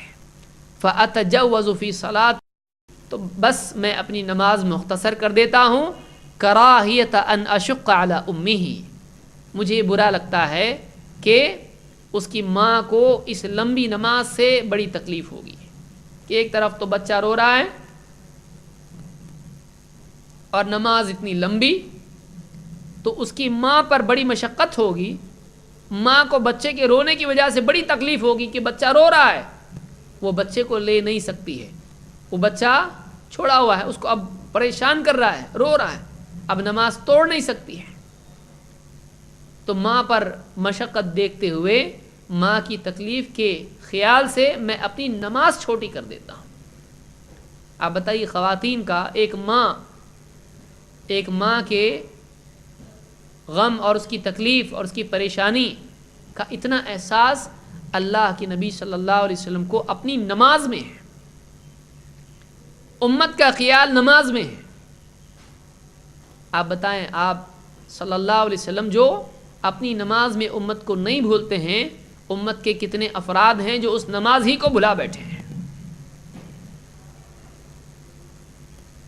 اس نبی کی سنتوں کو بھول گئے ہیں، اس نبی کی زندگی کے تمام معاملات کو بھلانے کے لیے تیار ہیں، اور دنیا بھر کے گرے پڑے لوگوں کو اپنی زندگی میں، اپنے دل میں مقام دیے ہوئے ہیں۔ یہ امت کے زوال کی علامت ہے۔ اس حدیث سے بات، یہ بخاری کی روایت، اس سے معلوم ہوتا ہے کہ اللہ کے نبی صلی اللہ علیہ وسلم پریشانی حال اور ایسے افراد جن کو تکلیف ہو سکتی، دوسروں کی تکلیف کا آپ خود خیال رکھتے تھے۔ آپ کوشش کرتے تھے کہ آپ کی وجہ سے کسی کو بھی کوئی تکلیف نہ پہنچے، اور یہ مومنانہ اخلاق ہے۔ ایک آدمی، اس کا دل ایسا ہونا چاہیے کہ وہ ہر دوسرے انسان کی تکلیف کا خیال کرے، کہ میری کسی بات سے، میرے کسی عمل سے کسی اور کو تکلیف نہ ہو، میں کچھ ایسا نہ کروں کہ کسی کو تکلیف پہنچے۔ ابو مسعود رضی اللہ عنہ فرماتے ہیں، کنت اضرب غلاما لی فسمعت من خلفی صوتا، میں اپنے غلام کی پٹائی کر رہا تھا، ان کا غلام تھا، غلام نے کچھ غلطی کی، انہوں نے ڈنڈا لیا، لکڑی لی اور اس غلام کی دھلائی شروع کر دی۔ کیوں کیا تھا ایسا، کیا کیا تھا ایسا، کیوں کیا آئندہ کرے گا، جو بھی معاملات ہوتے ہیں، اب دھلائی ہو رہی ہے غلام کی۔ کنت اضرب غلاما لی فسمعت من خلفی صوتا، میں نے اپنے پیچھے سے آواز سنی، فسمعت من خلفی صوتا، اپنے پیچھے سے میں نے آواز سنی، اعلم ابا مسعود، اے ابو مسعود جان لو، للہ اقدر علیک منک علیہ، للہ اقدر علیک منک علیہ، اے ابو مسعود اس بات کو اچھی طرح سے جان لو کہ جتنا تم اس لڑکے پر قادر ہو، جتنا تم اس پر قادر ہو، اس سے زیادہ اللہ تم پر قادر ہے۔ تم اس کی پٹائی کرنا چاہو کر سکتے ہو، جتنا چاہے مار سکتے ہو، لیکن اس لڑکے پر، اس غلام پر جتنے تم قادر ہو، اس سے زیادہ اللہ تم پر قادر ہے۔ وہ بھی تو ہے، وہ جو چاہے تمہارے ساتھ کر سکتا ہے۔ اگر اس نے غلطی کی تو تم نے بھی تو کی ہے، کیا تم غلطی نہیں کرتے ہو؟ تو جیسے تم جو چاہے اس کے ساتھ کر سکتے ہو، اللہ بھی تو ہے کہ جو چاہے تمہارے ساتھ کر سکتا ہے تمہاری غلطی پر۔ یہ بھی سوچا ہے۔ فالتفت فاذا هو رسول اللہ، کہتے میں نے دیکھا جب پلٹ کے تو اللہ کے رسول صلی اللہ علیہ وسلم تھے۔ بولنے والا کون تھا؟ اللہ کے رسول صلی اللہ علیہ وسلم۔ فقلت یا رسول اللہ هو حر لوجه اللہ، کہا اللہ کے رسول میں اللہ کی خاطر اس کو آزاد کر دیتا ہوں، یہ غلام اس کو میں اللہ کی خاطر آزاد کر دیتا ہوں۔ اتنا ڈر گئے اور اتنا احساس ہوا اپنے اس کو پیٹنے کا کہ کہا اب اس کی بھرپائی کیا ہے؟ غلام کی پٹائی کر رہے ہیں، اب بھرپائی کچھ کرنا ہے، کیا کر سکتا ہوں اچھے سے اچھا کہ اللہ ناراض نہ ہو؟ کہا اللہ کے رسول اس کو آزاد کر دیتا ہوں۔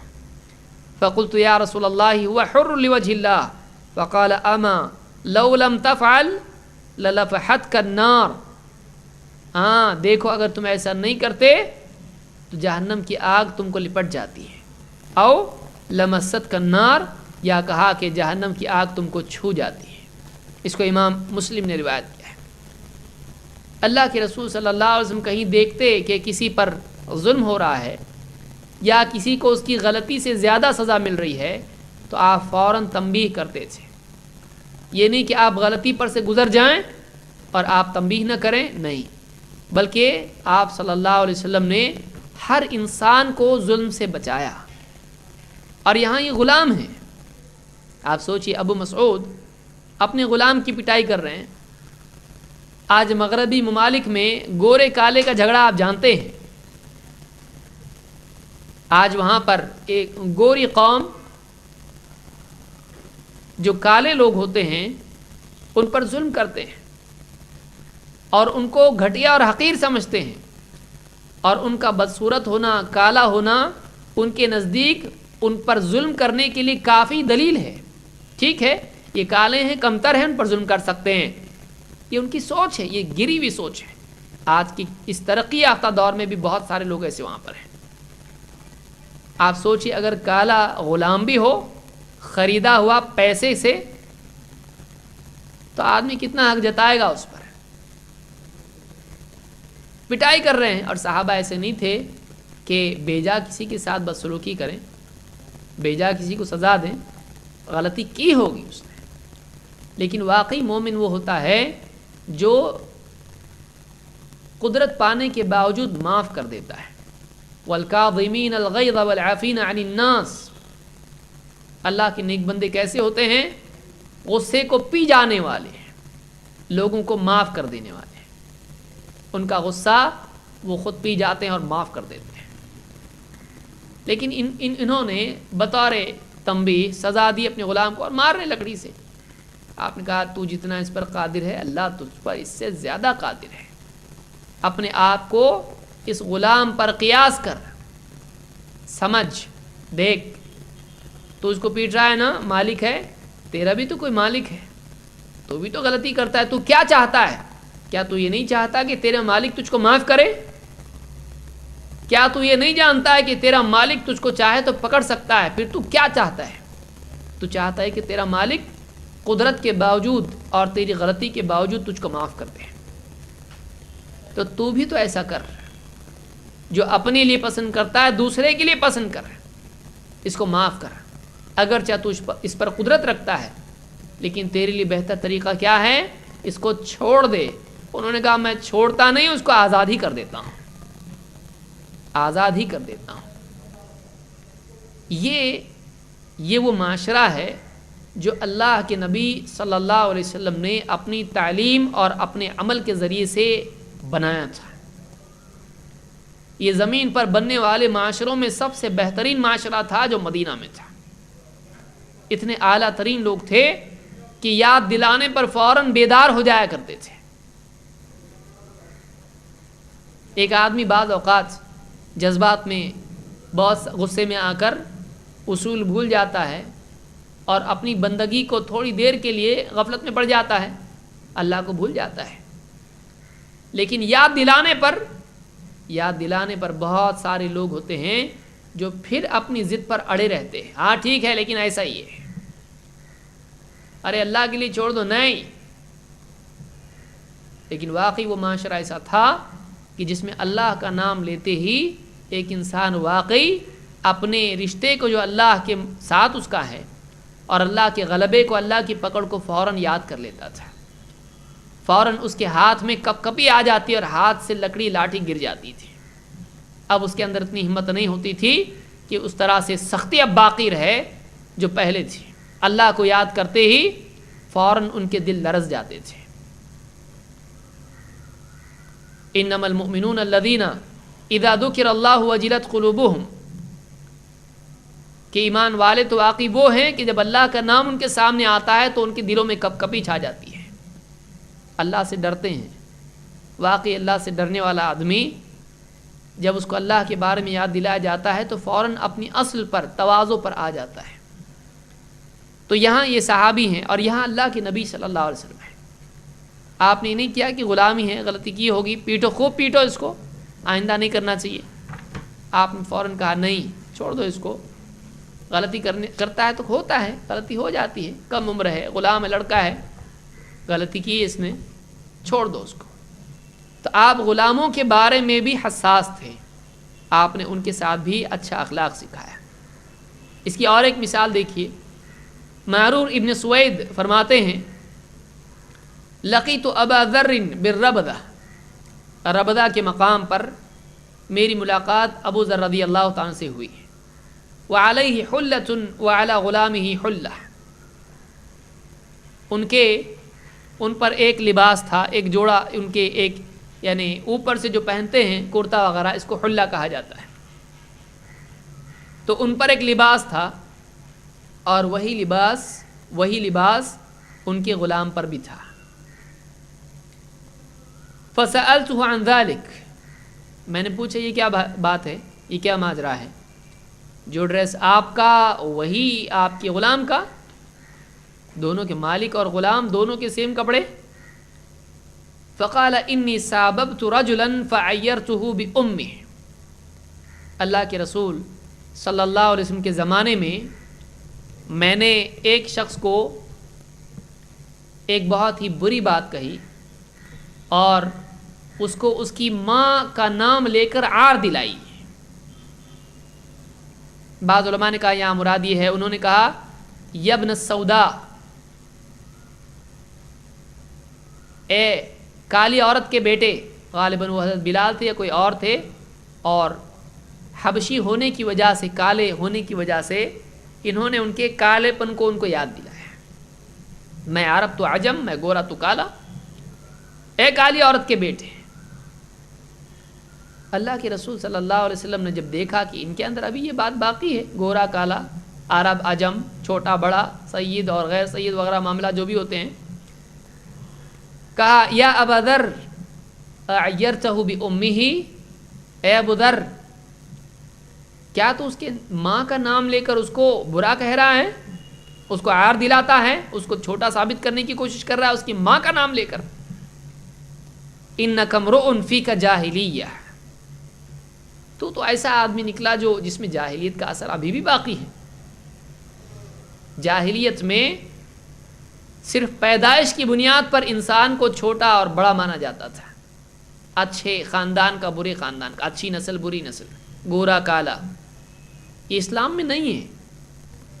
انک امرؤ فیک جاہلیہ، تو ایک ایسا آدمی ہے جس میں اب بھی جاہلیت کا اثر باقی ہے۔ اخوانکم خوالکم، یہ غلام تو تمہارے بھائی ہیں، یہ تمہارے غلام تمہارے بھائی ہیں۔ جعلہم اللہ تحت ایدیکم، اور اللہ نے ان کو تمہارے ماتحت کیا ہے، تمہارا کوئی کمال نہیں ہے۔ جیسے تم ماں کے پیٹ سے پیدا ہوئے ہو، یہ بھی اپنی ماں کے پیٹ سے پیدا ہوئے، یہ بھی انسان ہیں۔ اب یہ تمہارے ماتحت ہیں، تم ان کے مالک ہو، تو یہ اللہ کا فضل ہے کہ اللہ نے ان کو تمہارے ماتحت کیا ہے۔ جعلہم اللہ تحت ایدیکم فمن کان اخوہ تحت یدیہ فلیطعمہ مما یاکل ولیلبسہ مما یلبس، تو اب دیکھو کہ جس کا بھائی اس کا ماتحت ہو تو اس کو جو خود کھاتا ہے اس میں سے کھلائیں، اور جو خود پہنتا ہے اس میں سے پہنائیں۔ ولا تکلفوہم ما یغلبہم، اور ان کو ایسا کام مت دو جو ان کی طاقت سے باہر ہو، یعنی جو بوجھ وہ نہیں اٹھا سکتے، جو کام وہ نہیں کر سکتے، زبردستی ایسا کام اپنے غلاموں پر لادو مت۔ فَإِن كَلَّفْتُمُوهُمْ فَأَعِينُوهُمْ، اور اگر مجبوری میں ایسا کام ان سے کچھ لینا ہو لیکن وہ نہ کر پائیں تو تم ان سے ان کا ساتھ دو، تم اس وزن اٹھانے میں یا اس کام کی تکمیل میں تم اپنے غلام کے ساتھ شریک ہو جاؤ۔ اس حدیث کو امام البخاری اور مسلم دونوں نے روایت کیا ہے۔ اس روایت سے معلوم ہوتا ہے کہ اللہ کے نبی صلی اللہ علیہ وسلم نے گورے اور کالے کے فرق کے سلسلے میں کہا کہ یہ جاہلیت کی چیز ہے، یہ جاہلیت کی چیز ہے، اور آپ صلی اللہ علیہ وسلم نے کہا کہ یہ تمہارے غلام تمہارے بھائی ہیں۔ اسلام نے ایک غلام کو اتنا اونچا مقام دیا کہ وہ ایک مسلمان کا بھائی ہو جاتا ہے۔ یہ اسلام کی بنیاد ہے جس پر سب آپس میں ایک دوسرے کے بھائی ہوتے ہیں۔ تو یہ اللہ کے رسول صلی اللہ علیہ وسلم کا اخلاق ہے جو آپ نے ان لوگوں کو چپ بٹھاؤ.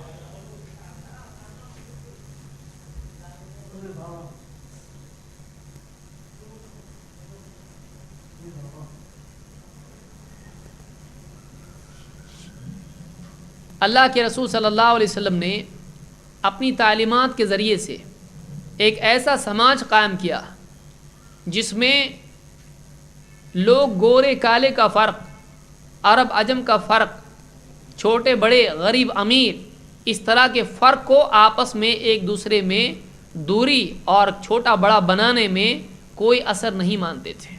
اس طرح کی چیزوں کو مدینہ میں کوئی جگہ نہیں تھی، اور اگر کبھی کسی میں چیز دکھائی دیتی تو دوسرا فوراً اس کی اصلاح کر دیتا تھا.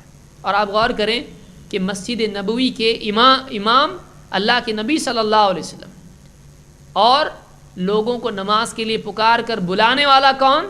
بلال رضی اللہ تعالیٰ عنہ، جو حبشی تھے، ایک آزاد کیے ہوئے غلام تھے. ابوبکر صدیق رضی اللہ تعالیٰ نے ان کو آزاد کیا تھا. تو ایک آزاد کیا ہوا غلام، ایک کالا، ایک حبشی مسجد نبوی کا مؤذن تھا. یہ مقام اسلام نے انسان کو دیا ہے. یہ مقام اللہ کے رسول صلی اللہ علیہ وسلم نے ان لوگوں کو دیا جو آج بھی کالے ہونے کی وجہ سے سماج میں پس رہے ہیں. اسلام کی عظمت جتنی بھی بیان کی جائے کم ہے. اسی طرح سے اللہ کے رسول صلی اللہ علیہ وسلم خادموں کے سلسلے میں بھی جو آپ کی خدمت کرتے تھے، اب یہ تو دوسروں کو آپ نے بتایا ایسا ہونا چاہیے، ایسا ہونا چاہیے، پریکٹیکلی آپ کی خدمت کرنے والوں کے ساتھ آپ کا سلوک کیا تھا؟ بعض اوقات ایک آدمی اپنے طور پر کسی کی خدمت کرنے لگے تو دھیرے دھیرے آدمی اس پر اپنا حق سمجھنے لگتا ہے. کوئی آدمی اگر ایک مرتبہ آپ کا اکرام کرے، آپ کا کوئی کام کر دے، اور دوسری مرتبہ نہ کرے، تو آپ کے دل میں شکایت پیدا ہو جاتی کہ ایسا کیوں کیا، گویا کہ آپ اس کے مالک ہو. تو ایک انسان دھیرے دھیرے اکرام کے طور پر جو لوگ اس کے کام کرنے لگتے ہیں، اس کی خدمت کرنے لگتے ہیں، اس کی مدد کرنے لگتے ہیں، تو ایک آدمی سماج میں بڑا مقام ہونے کی وجہ سے اپنا حق سمجھنے لگتا ہے کہ سماج سے یہ چیز خدمت وصول کرے. یہ اس بات کی علامت ہوتی ہے کہ انسان سماج کو کچھ دے کر بدلے میں کچھ چاہ رہا ہے. یہ مربی نہیں ہے، یہ تاجر ہوتا ہے جو انویسٹ کر کے سماج سے عزت، عہدہ اور مال اور مدد اور تعاون اور خدمت چاہتا ہے. دائی ایسا نہیں ہوتا ہے. یہ جھوٹا دائی ہے جو سماج سے مطالبہ کرے. واقعی دائی کون ہوتا ہے؟ جو نبیوں کے منہج پر ہو، جس کے مزاج میں نبوی روشنی ہو.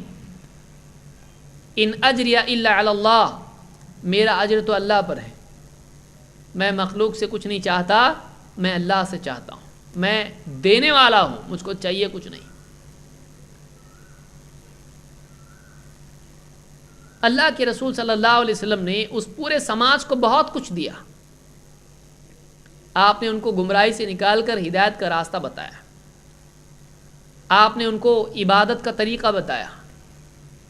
آپ نے ان کو اخلاق بتائے، سماج میں کس کا کیا حق ہے. آپ نے کھانے پینے، پیشاب پاخانے اور سارے معاملات، سارے آداب ان کو سکھائے. آپ نے تجارت کیسی کی جاتی ہے اور تقریباً ساری چیزیں ان کو بتائی.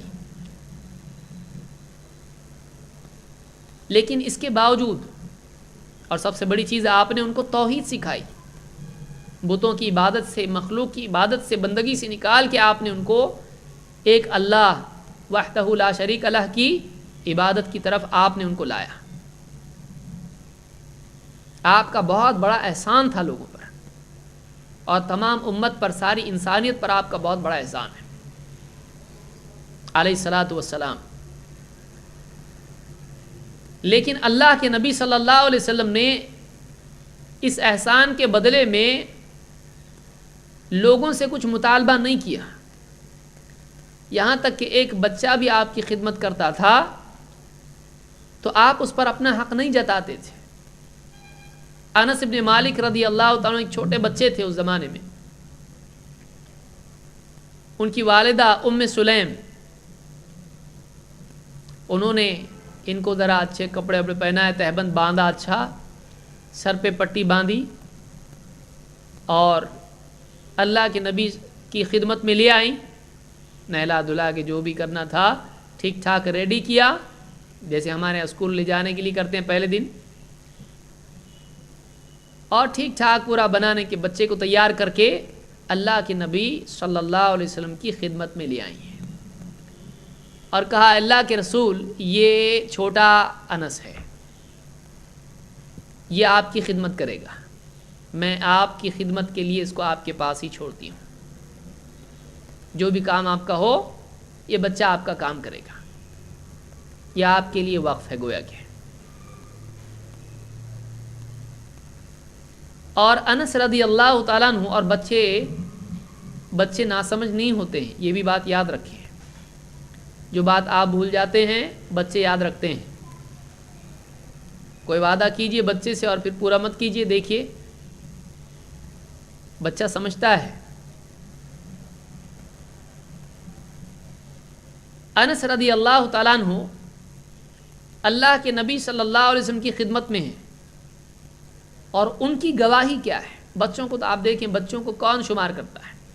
کبھی پٹائی بھی کر دی تو آدمی سوچتا نہیں کہ برا مانے گا، کبھی ڈانٹ دیا تو سوچتا نہیں اس کو برا لگے گا، اور کتنے جھوٹے وعدے انسان کرتا ہے، کتنی بے اعتدالیاں بچوں کے سلسلے میں انسان کرتا ہے، کتنا آفس کا اور برتنوں کا غصہ بچوں پر نکلتا ہے، کتنے بچوں کے جذبات توڑے جاتے ہیں۔ کون دھیان دیتا ہے بچوں؟ بچہ ہے، جیسے جانور کے ساتھ معاملہ ہوتا ہے، اس کو برا لگے گا کوئی سوچتا نہیں ہے۔ بہت سارے لوگ بچوں کے بارے میں بھی ایسا ہی رویہ رکھتے ہیں، بچہ ہی تو ہے یہ، اس کو اتنی کیا سمجھ ہے، اس کی فیلنگز کا کوئی خاص معاملہ تو نہیں ہے، اور برا لگے گا بھی تو کیا بگاڑ لے گا یا بھول جائے گا۔ لیکن بہت ساری بچپن کی یادگاریں، بہت ساری بچپن کی باتیں، نہ صرف یہ کہ انسان کی بات کی زندگی میں اس کو یاد رہتی ہیں، بلکہ اس کے کردار سازی میں وہ نمایاں رول ادا کرتی ہیں۔ بچپن کے ایکسپیرینسز انسان کی شخصیت پر بہت بڑا اثر ڈالتے ہیں۔ آج انسان جو ہے وہ بچپن کی جو بھی اس کی تربیت یا جو بھی معاملات اس کے ساتھ ہوئے ہیں ان کا پروڈکٹ، ان کا نتیجہ ہوتا ہے۔ انس ابن مالک رضی اللہ تعالیٰ عنہ کہتے ہیں، کان رسول اللہ صلی اللہ علیہ وسلم من احسن الناس خلقا، اللہ کے رسول صلی اللہ علیہ وسلم لوگوں میں سب سے اچھے اخلاق والے تھے، آپ سب سے با اخلاق انسان تھے۔ فارسلنی یوما لحاجۃ، ایک دن آپ نے کسی کام کے لیے مجھے بھیجا، فقلت واللہ لا اذهب، میں نے یوں ہی کہہ دیا واللہ میں نہیں جاؤں گا، اللہ کے رسول نے بھیجا ہے کام، جاؤ یہ کام کرو، کہا نہیں جاتا میں۔ وفی نفسی ان اذهب، ہاں لیکن دل میں ایک کونے میں تھا کہ نہیں جانا تو ہے، لیکن بچے چونکہ کوئی کام کہیں تو فوراً نہ بول دیتے ہیں، بہانہ کر دیتے ہیں، اسی طرح سے انہوں نے بھی کہا نہیں جاتا میں، لیکن دل میں تھا کہ نہیں، اللہ کے رسول صلی اللہ علیہ وسلم نے کہا تو جانا تو ہے۔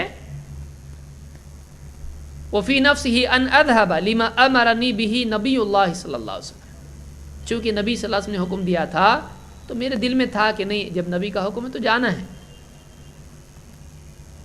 اور بچے مکلف نہیں ہیں، اس اعتبار سے بچوں پر شریعت بھی نہیں ہوتی ہے۔ فخرجت حتى امر على صبيان وهم يلعبون في السوق، میں نکلا باہر، چلتے بازار میں پہنچا تو دیکھا بازار میں کچھ بچے کھیل رہے ہیں، اور بس وہیں کھڑا ہو گیا، دیکھتے بچے کھیل رہے ہیں اور یہ دیکھ رہے ہیں۔ اور بچوں میں عام طور سے ہوتا ہے کہ جو چیز سامنے آتی ہے اسی کی تابع ہو جاتے ہیں، بچہ رو رہا ہے، لگ گیا ہے، لیکن کہیں کچھ اور دیکھے، دوسری طرف دیکھ کے ہنسنا بھی شروع کرتا ہے، پھر یاد آتا ہے، پھر سے رونا شروع کرتا ہے۔ تو بچے کا دل سامنے پیش آنے والی چیزوں کے تابع ہوتا ہے۔ یہ تھوڑے بڑے تھے لیکن بچے ہی تھے، گئے بازار میں، دیکھا بچے کھیل رہے ہیں، وہیں کھڑے ہو گئے، دیکھتے کھڑے ہو گئے۔ آپ بھی سودا لانے کے لیے بازار بھیجے بچے کو، راستے میں بچے کھیل رہے ہیں، پیسے ہاتھ میں لے کے ٹھہرا رہے گا بس۔ پھر بعد میں بھول جائے گا کیا لانا ہے، واپس گھر پہ آئے گا کیا منگایا تھا، اچھا یہ پھر بھاگے گا۔ تو دیکھا راستے میں بازار میں بچے کھیل رہے ہیں، فَإِذَا رسول اللہ صلی اللہ علیہ وسلم قد قبض بقفایا من ورائی، کھڑے کھڑے کھڑے دیکھتے رہے، اچانک سر کے پیچھے حصے میں، گردن پر، یا قفا جس کو کہتے ہیں پیچھے گدی جس کو کہتے ہیں، تو میں نے اپنے سر پر یا اپنی گردن پر ایک ہاتھ محسوس کیا، دیکھا تو یہ اللہ کے رسول صلی اللہ علیہ وسلم ہے۔ قال فنظرت الیہ وهو یضحک، میں نے جب پلٹ کے دیکھا تو دیکھا کہ اللہ کے رسول صلی اللہ علیہ وسلم ہنس رہے ہیں، یعنی آپ سمجھ گئے اس کو کام کے لیے بھیجا، یہ راستے میں رکا ہے، یہ بچے کھیل رہے ہیں تو ان کو ہی دیکھتے رکا، یہاں پہ گیا نہیں یہ، اور بچہ ہی ہے، بچہ تو ایسے ہی ہوتا ہے، آپ نے ان کے سر پہ ہاتھ رکھا اور انہوں نے پلٹ کے دیکھا تو آپ ہنسے ان کو دیکھ کے۔ فقال یا انیس اذهبت حيث امرتک، کہا اے انیس جو کام میں نے کہا تھا، جہاں جانے کے لیے کہا تھا گیا تھا؟ قال انس واللہ لقد، کہتے ہیں کہ قلت نعم انا اذهب یا رسول اللہ، کہا کہ ہاں اے اللہ کے رسول، ابھی جا ہی رہا ہوں۔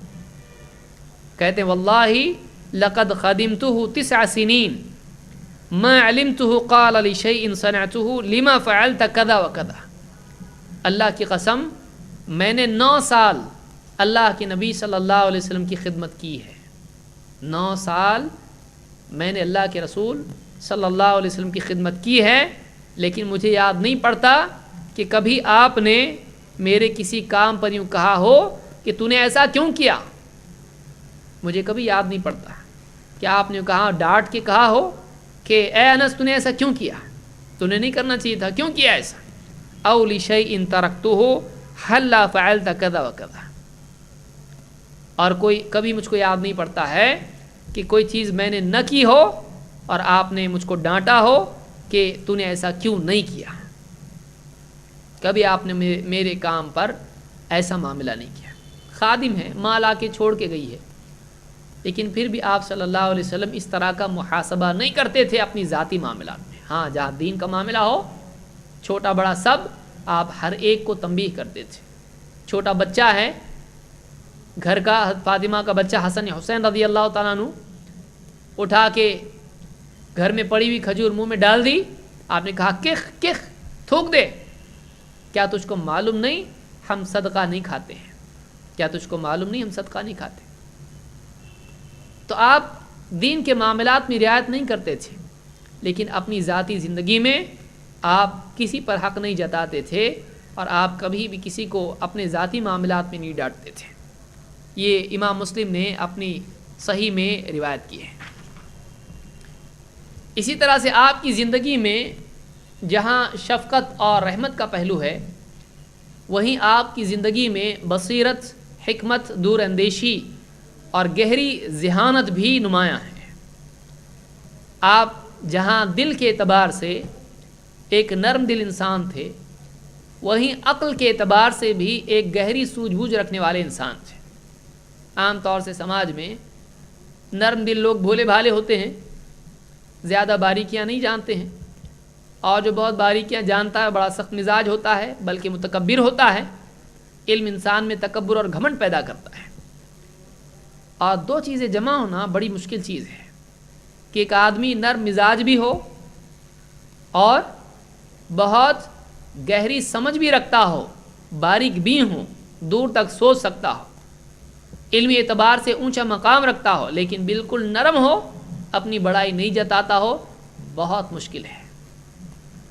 واقعی کردار اگر انسان میں ہے، اللہ اور آخرت کا خیال ہے اور مخلوق پر رحم ہے، اور اپنے آپ کو کچھ نہیں سمجھتا ہے، اللہ کے مقابلے میں عبدیت کے جذبات سے اس کا قلب معمور ہے، اگر ویسے ہی آدمی ہوگا جو لوگوں سے علم اور حکمت اور بصیرت اور ذہانت کے باوجود نرم سلوک کرے۔ ایک پہلو نرمی کا ہے، ایک پہلو ذہانت کا ہے۔ اللہ کے رسول صلی اللہ علیہ وسلم ایک بہت ہی ذہین انسان تھے، ایک حکیم انسان تھے۔ آپ جو فیصلے کرتے تھے وہ جذبات کے تحت نہیں کرتے تھے، بلکہ آپ کے فیصلے بصیرت اور حکمت کے تحت تھے، بہت سوچ کے سمجھ کے آپ فیصلہ کرتے تھے۔ اس کی ایک مثال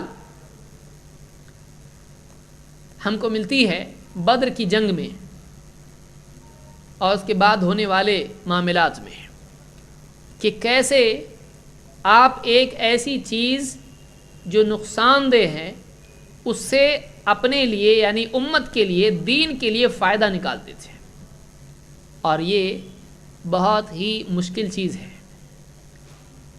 کسی نے بہت ہی عجیب بات کہی ہے کہ دنیا کا عقل مند آدمی وہ ہے، اس کو یاد رکھیے، دنیا کا عقل مند آدمی وہ ہے کہ لوگ جو پتھر اس کی طرف پھینک رہے ہیں اس کو مارنے کے لیے، جو اینٹیں اس کی طرف پھینک رہے ہیں، لوگ کسی سے ناراض ہوتے پتھر مارتے ہیں اس کو، مجنون کہہ کے، جھوٹا کہہ کے، دشمنی کی وجہ سے اس کے دشمن جو پتھر اور اینٹ اس کی طرف پھینک رہے ہیں وہ متاثر نہ ہو، ناراض نہ ہو، بلکہ وہ ساری اینٹیں جمع کر کے ایک اچھا سا گھر اپنے لیے اس سے بنائے۔ عقل مند آدمی واقعی وہ ہے، عقل مند آدمی وہ ہے جو لوگوں کی پھینکی ہوئی اینٹیں جو اس کو مارنے کے لیے لوگ پھینک رہے ہیں ان کو جمع کر کے اپنا اچھا سا گھر بنا لے اس سے۔ دشمن کی سازشیں اپنے حق میں اس کو اور فائدہ مند ثابت کرنا، جو دشمن اس کے خلاف کر رہے ہیں، ان چالوں کو اپنے حق میں موڑ دینا، اپنے لیے جو چیز بری ہو سکتی ہے اس کو انٹیلیجنٹلی، عقل سے، حکمت سے اپنے لیے فائدہ مند بنا لینا، یہ واقعی ایک بہت ذہین انسان کا کام۔ بہت سارے لوگ مخالفت کی وجہ سے کیا ہوتے ہیں، دشمنوں کی وجہ سے کیا ہو جاتے ہیں، متاثر ہو جاتے ہیں، لیکن ایک ہمت والا آدمی، ایک حکمت والا آدمی اپنے دشمن کی چیزوں کو بھی اپنے حق میں مفید ثابت کرتا ہے، وہ زہر کو بھی ایسا کرتا ہے کہ اس کے لیے وہ دوا بن جائے۔ ابن عباس رضی اللہ تعالیٰ فرماتے ہیں کان ناس من الاسرى یوم بدر، بدر کی جنگ میں جو مسلمانوں کے خلاف لڑ رہے تھے ان میں کچھ لوگ تو قتل ہو گئے، کچھ لوگ بھاگ گئے اور کچھ لوگ قید ہو گئے۔ لم یکن لہم فدا، جو لوگ قید ہو چکے تھے ان کے پاس اپنی آزادی کے لیے کوئی فدیہ نہیں تھا، ان کے پاس اپنی آزادی کے لیے کوئی فدیہ نہیں تھا۔ فدیہ کہتے ہیں کچھ مال دے کر اپنے آپ کو آزاد کرا لینا، تو ان کے پاس کچھ پیسہ نہیں تھا کہ دے کے کہیں کہ ہم کو چھوڑ دو۔ فجعل رسول اللہ صلی اللہ علیہ وسلم فداءہم ان يعلموا اولاد الانصار الکتاب، ان کے پاس جب کوئی مالی فدیہ نہیں تھا اپنے آپ کو آزاد کرانے کے لیے، تو اللہ کے رسول صلی اللہ علیہ وسلم نے ان کے لیے فدیہ یہ مقرر کیا کہ ٹھیک ہے اگر تمہارے پاس دینے کے لیے کچھ نہیں ہے تو تم ایک کام کرو، انصار کے بچوں کو پڑھنا لکھنا سکھا دو، ہم تم کو آزاد کر دیں گے۔ بعض علماء نے کہا 10 بچے کو ایک آدمی پڑھا دے گا، اگر پڑھنا لکھنا سکھا دے اس کو آزاد کر دیں گے۔ تو اللہ کے رسول دیکھیے دشمن ہیں، لڑنے کے لیے آئے تھے، قید ہوئے ہیں، ان کے پاس ایک چیز ہے جس سے فائدہ اٹھایا جا سکتا ہے۔ دشمن کی چیز سے بھی فائدہ اٹھانا واقعی عقل مندی کی علامت ہے۔ ایک دشمن بھی جو جان کا دشمن ہے، لڑنے آیا تھا، اس کو بھی اپنے مقصد کے لیے صحیح طور سے استعمال کرنا، واقعی اس کو ہمت بھی کہتے ہیں اور اس کو حکمت کہتے ہیں۔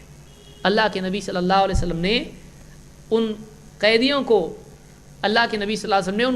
کو انصار کے بچوں کو پڑھانے کے لیے کہا کہ تم بچوں کو پڑھاؤ، ہم تم کو آزاد کریں گے۔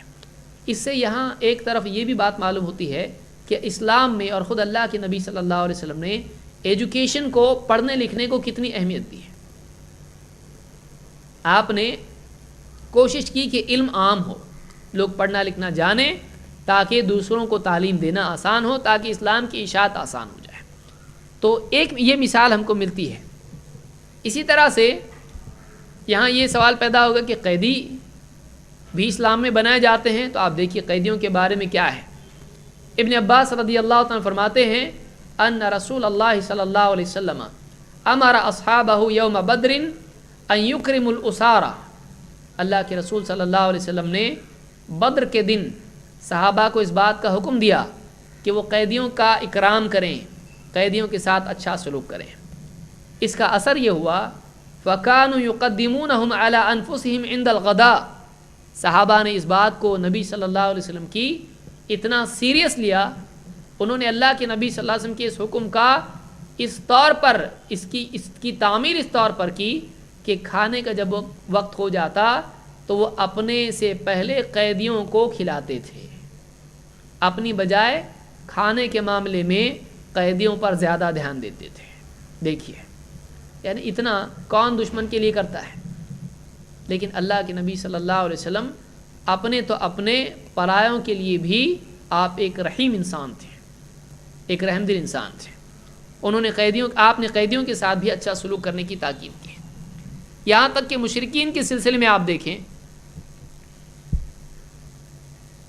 اسماء بنت ابی بکر رضی اللہ عنہ فرماتی ہیں قدمت علی امی، میرے پاس میری والدہ میری ماں آئی، وہی مشرکہ فی عہد رسول اللہ صلی اللہ علیہ وسلم، میری ماں مشرک تھی اور یہ اللہ کے رسول صلی اللہ علیہ وسلم کا دور ہے جس میں میری والدہ میرے پاس آئی، اور اس مسئلے میں نے اللہ کے رسول صلی اللہ علیہ وسلم سے پوچھا، فاستفتیت رسول اللہ صلی اللہ علیہ وسلم، میں اللہ کے رسول صلی اللہ علیہ وسلم کے پاس میں نے آپ سے پوچھا، قلت وہی راغبۃ، میں نے کہا اللہ کے رسول میری والدہ مجھ سے امید رکھتی ہیں کہ میں ان کو کچھ دوں گی، ان کے ساتھ اچھا سلوک کروں گی، افاصل امی، میری ماں مشرک ہے لیکن وہ چاہتی کہ میں اس کے ساتھ سلوک کروں، تو کیا میں اپنی ماں سے رشتہ باقی رکھوں؟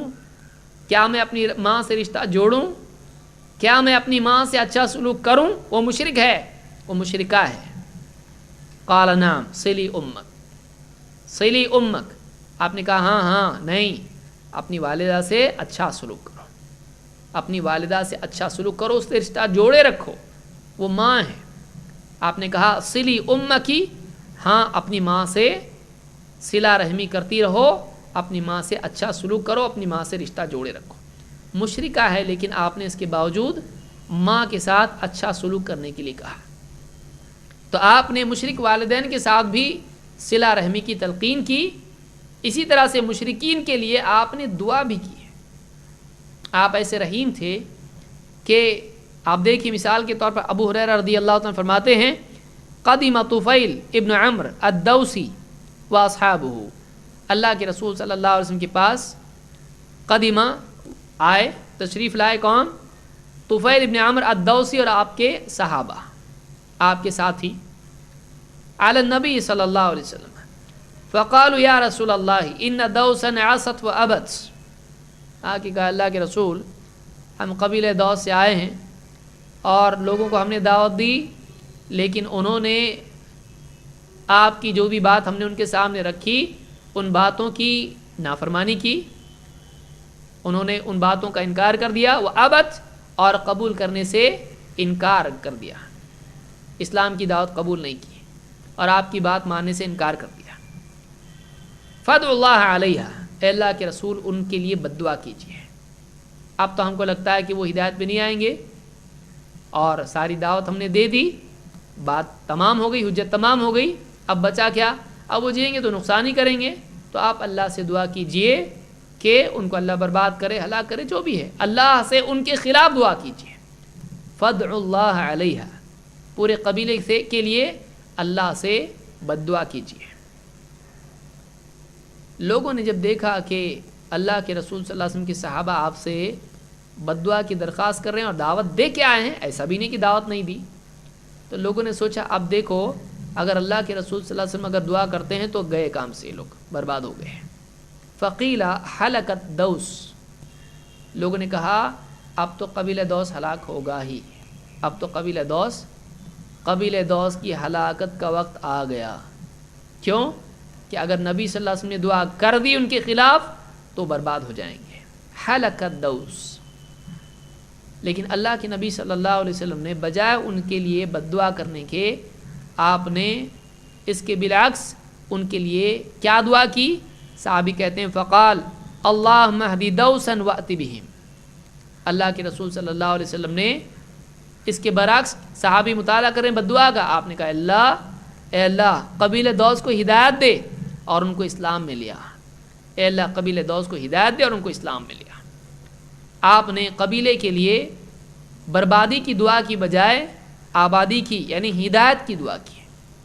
یہی داعیانہ مزاج ہے کہ ایک انسان فوری طور پر لوگوں کے خلاف بد دعا کرنے والا، کفر کے فتوے دینے والا، جہنم کی وعیدیں سنانے والا کہ تو ابھی جہنم میں ہی جائیں گے، ایسا نہیں ہونا چاہیے. بلکہ اگر لگتا ہے کہ فلاں گمراہ ہے تب بھی اس کے لیے ہدایت کی دعا کرنا چاہیے، اس کے ساتھ اچھا سلوک کرنا چاہیے اور ہمت نہیں ہارنا چاہیے. الا یہ کہ اللہ کی طرف سے وحی آ جائے کہ اس کو ہدایت نہیں ملنے والی ہے. جس کے پاس اللہ کی طرف سے وحی ہو وہ ایسا کر سکتا ہے، لیکن یہ نبی ہی کا معاملہ ہوتا ہے، کسی اور کے پاس تو وہی نہیں آ سکتی ہے. اس لیے ہمارے لیے اصول اس میں یہ ہے کہ لوگوں کے لیے ہدایت ہی کی دعا کرتے رہیں. انسان تو انسان، آپ دیکھیں اللہ کے رسول صلی اللہ علیہ وسلم جانوروں سے بھی اچھا سلوک کرتے تھے. عبداللہ ابن مسعود رضی اللہ عنہ فرماتے ہیں کننا مع رسول اللہ صلی اللہ علیہ وسلم فی سفر، ایک سفر میں ہم اللہ کے رسول صلی اللہ علیہ وسلم کے ساتھ تھے. فانطلق لحاجتہ، آپ اپنی کسی ضرورت سے تشریف لے گئے، قضاء حاجت کے لیے گئے. فرأینا حمرۃ معها فرخان، تو ہمیں ایک چڑیا دکھائی دی جس کے ساتھ 2 بچے تھے. فأخذنا فرخیها، وہ بچے ہم نے اٹھا لیے. فجاءت الحمرۃ فجعلت تفرش، ہم نے جب 2 بچے لے لیے اس چڑیا کے تو چڑیا ہمارے سروں پر منڈرانے لگی. فجاء النبی صلی اللہ علیہ وسلم فقال من فجع هذه بولدها، آپ ہمارے پاس آئے تو دیکھا آپ نے یہ سارا معاملہ کہ سر پر چڑیا گھوم رہی ہے. آپ کو احساس ہوا کہ بات یہی ہے کہ انہوں نے کچھ لیا ہے اس کا، اور آپ نے دیکھا، آپ نے کہا کہ کون ہے جس نے اس چڑیا کو، اس جاندار کو اس کے بچوں کے سلسلے میں پریشان کیا. ردوا ولدها الیہا، اس کے بچے اسے واپس دے دو، اس کے بچے اسے واپس دے دو. ورأى قریۃ نمل قد حرقناها، اسی سفر میں یا کسی اور سفر میں آپ نے دیکھا کہ ہم لوگوں نے چونٹیوں کے گھر کو جلا دیا تھا، پورا چونٹیاں ان کے گھروں سمیت ہم نے ان کو جلا دیا. فقال من حرق هذه، آپ نے پوچھا کون ہے جس نے ان کو جلایا ہے؟ قلنا نحن، انہوں نے کہا کہ ہم نے جلایا اللہ کے رسول. قال انه لا ينبغي ان يعذب بالنار الا رب النار، آپ نے کہا کہ اللہ جو آگ کا رب ہے اس کے سوا کسی کے لیے جائز نہیں ہے کہ وہ آگ کا عذاب کسی کو دے. کسی کے لیے جائز نہیں ہے کہ وہ آگ کا عذاب دے مخلوق کو سوائے اس کے جو خود اس آگ کا رب ہے. یعنی اللہ کے سوا کسی کے لیے جائز نہیں ہے کہ وہ آگ کی سزا کسی کو دے، کسی کو جلا کر مارے. اللہ کے رسول صلی اللہ علیہ وسلم نے چونٹیوں کے سلسلے میں بھی اس بات کو برداشت نہیں کیا کہ ان کو اس طرح سے سزا دی جائے، ان کو جلا کے مارا جائے. اور ایک چڑیا ہے، ایک چڑیا کو ستایا جا رہا ہے، اس کو تکلیف ہو رہی ہے اس کے بچوں کے چھیننے کی وجہ سے. اللہ کے نبی صلی اللہ علیہ وسلم نے صحابہ کو اس سے بھی منع کیا. اس حدیث کو امام ابو داؤد نے اپنی سنن میں ذکر کیا ہے.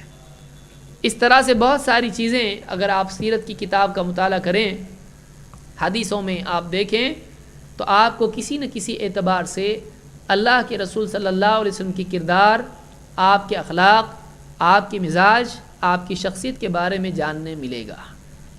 اور آپ کسی بھی ناحیے سے زندگی کے معاملات کے اعتبار سے آپ کو دیکھیں، اللہ کے نبی صلی اللہ علیہ وسلم کو دیکھیں تو یقیناً دل میں عظمت پہلے سے اور زیادہ بڑھ جائے گی. یہ وہ شخصیت ہے جس کو اللہ تعالیٰ نے سارے بندوں میں سب سے اونچا مقام دیا ہے، اور اللہ کا انتخاب غلط نہیں ہوتا ہے. اللہ تعالیٰ کسی کو کوئی مرتبہ دیتا ہے تو واقعی وہ اسی مرتبے کا حقدار ہوتا ہے. اور اللہ تعالیٰ نے سارے بندوں میں نبیوں کو چنا نبیوں پر رسولوں کو فضیلت دی، رسولوں میں 5 رسولوں میں 4 کے مقابلے میں بھی اللہ کے رسول صلی اللہ علیہ وسلم کو فضیلت دی ہے۔ آپ کو سارے نبیوں کا امام معراج کی رات میں بھی بنایا، اور آپ کو ساری مخلوق کا سید اللہ نے قیامت کے لیے مقرر کیا ہے۔ یہ اللہ کی طرف سے آپ کی تکریم ہے، اور یقیناً آپ اس کے مستحق ہیں۔ آپ کی زندگی خود اس بات کا نمایاں ثبوت ہے کہ واقعی آپ ایک نہایت بہترین انسان تھے۔ اسی لیے اللہ نے فرمایا لقد کان لکم فی رسول اللہ اسوۃ حسنہ، تمہارے لیے اس رسول کی زندگی میں بہترین نمونہ ہے۔ تو یہ کچھ باتیں تھیں جو ایک مختصر تعارف تھا اللہ کے نبی صلی اللہ علیہ وسلم کے اخلاق کا۔ اگلے درس میں انشاءاللہ اللہ کے رسول صلی اللہ علیہ وسلم کی زندگی کے کچھ اور معاملات اس ناحیے سے ہم دیکھیں گے کہ کس طرح سے آپ ایک پابند انسان تھے، ایک ڈسپلن انسان تھے، آپ کا مزاج کیسا تھا، یہ پورے واقعات ہم نے دیکھے۔ اب مختصر روایات ہم دیکھیں گے جن میں صحابہ نے خود آپ کے بارے میں بیان کیا کہ آپ کیسے انسان تھے، تاکہ ہمارے دلوں میں واقعی اللہ کے نبی صلی اللہ علیہ وسلم کی محبت پہلے سے زیادہ بڑھ جائے۔ اللہ تعالی ہم کو دینی مجالس میں حاضر ہونے کی توفیق عطا فرمائیں، اور اللہ کے رسول صلی اللہ علیہ وسلم کی تعلیمات کو، آپ کی عملی زندگی کو دیکھنے اور آپ کا واقعی اس طرح سے اکرام کرنے کی توفیق عطا فرمائیں جس کے آپ حقدار ہیں۔ اقول قولی ھذا واستغفر اللہ لی ولکم۔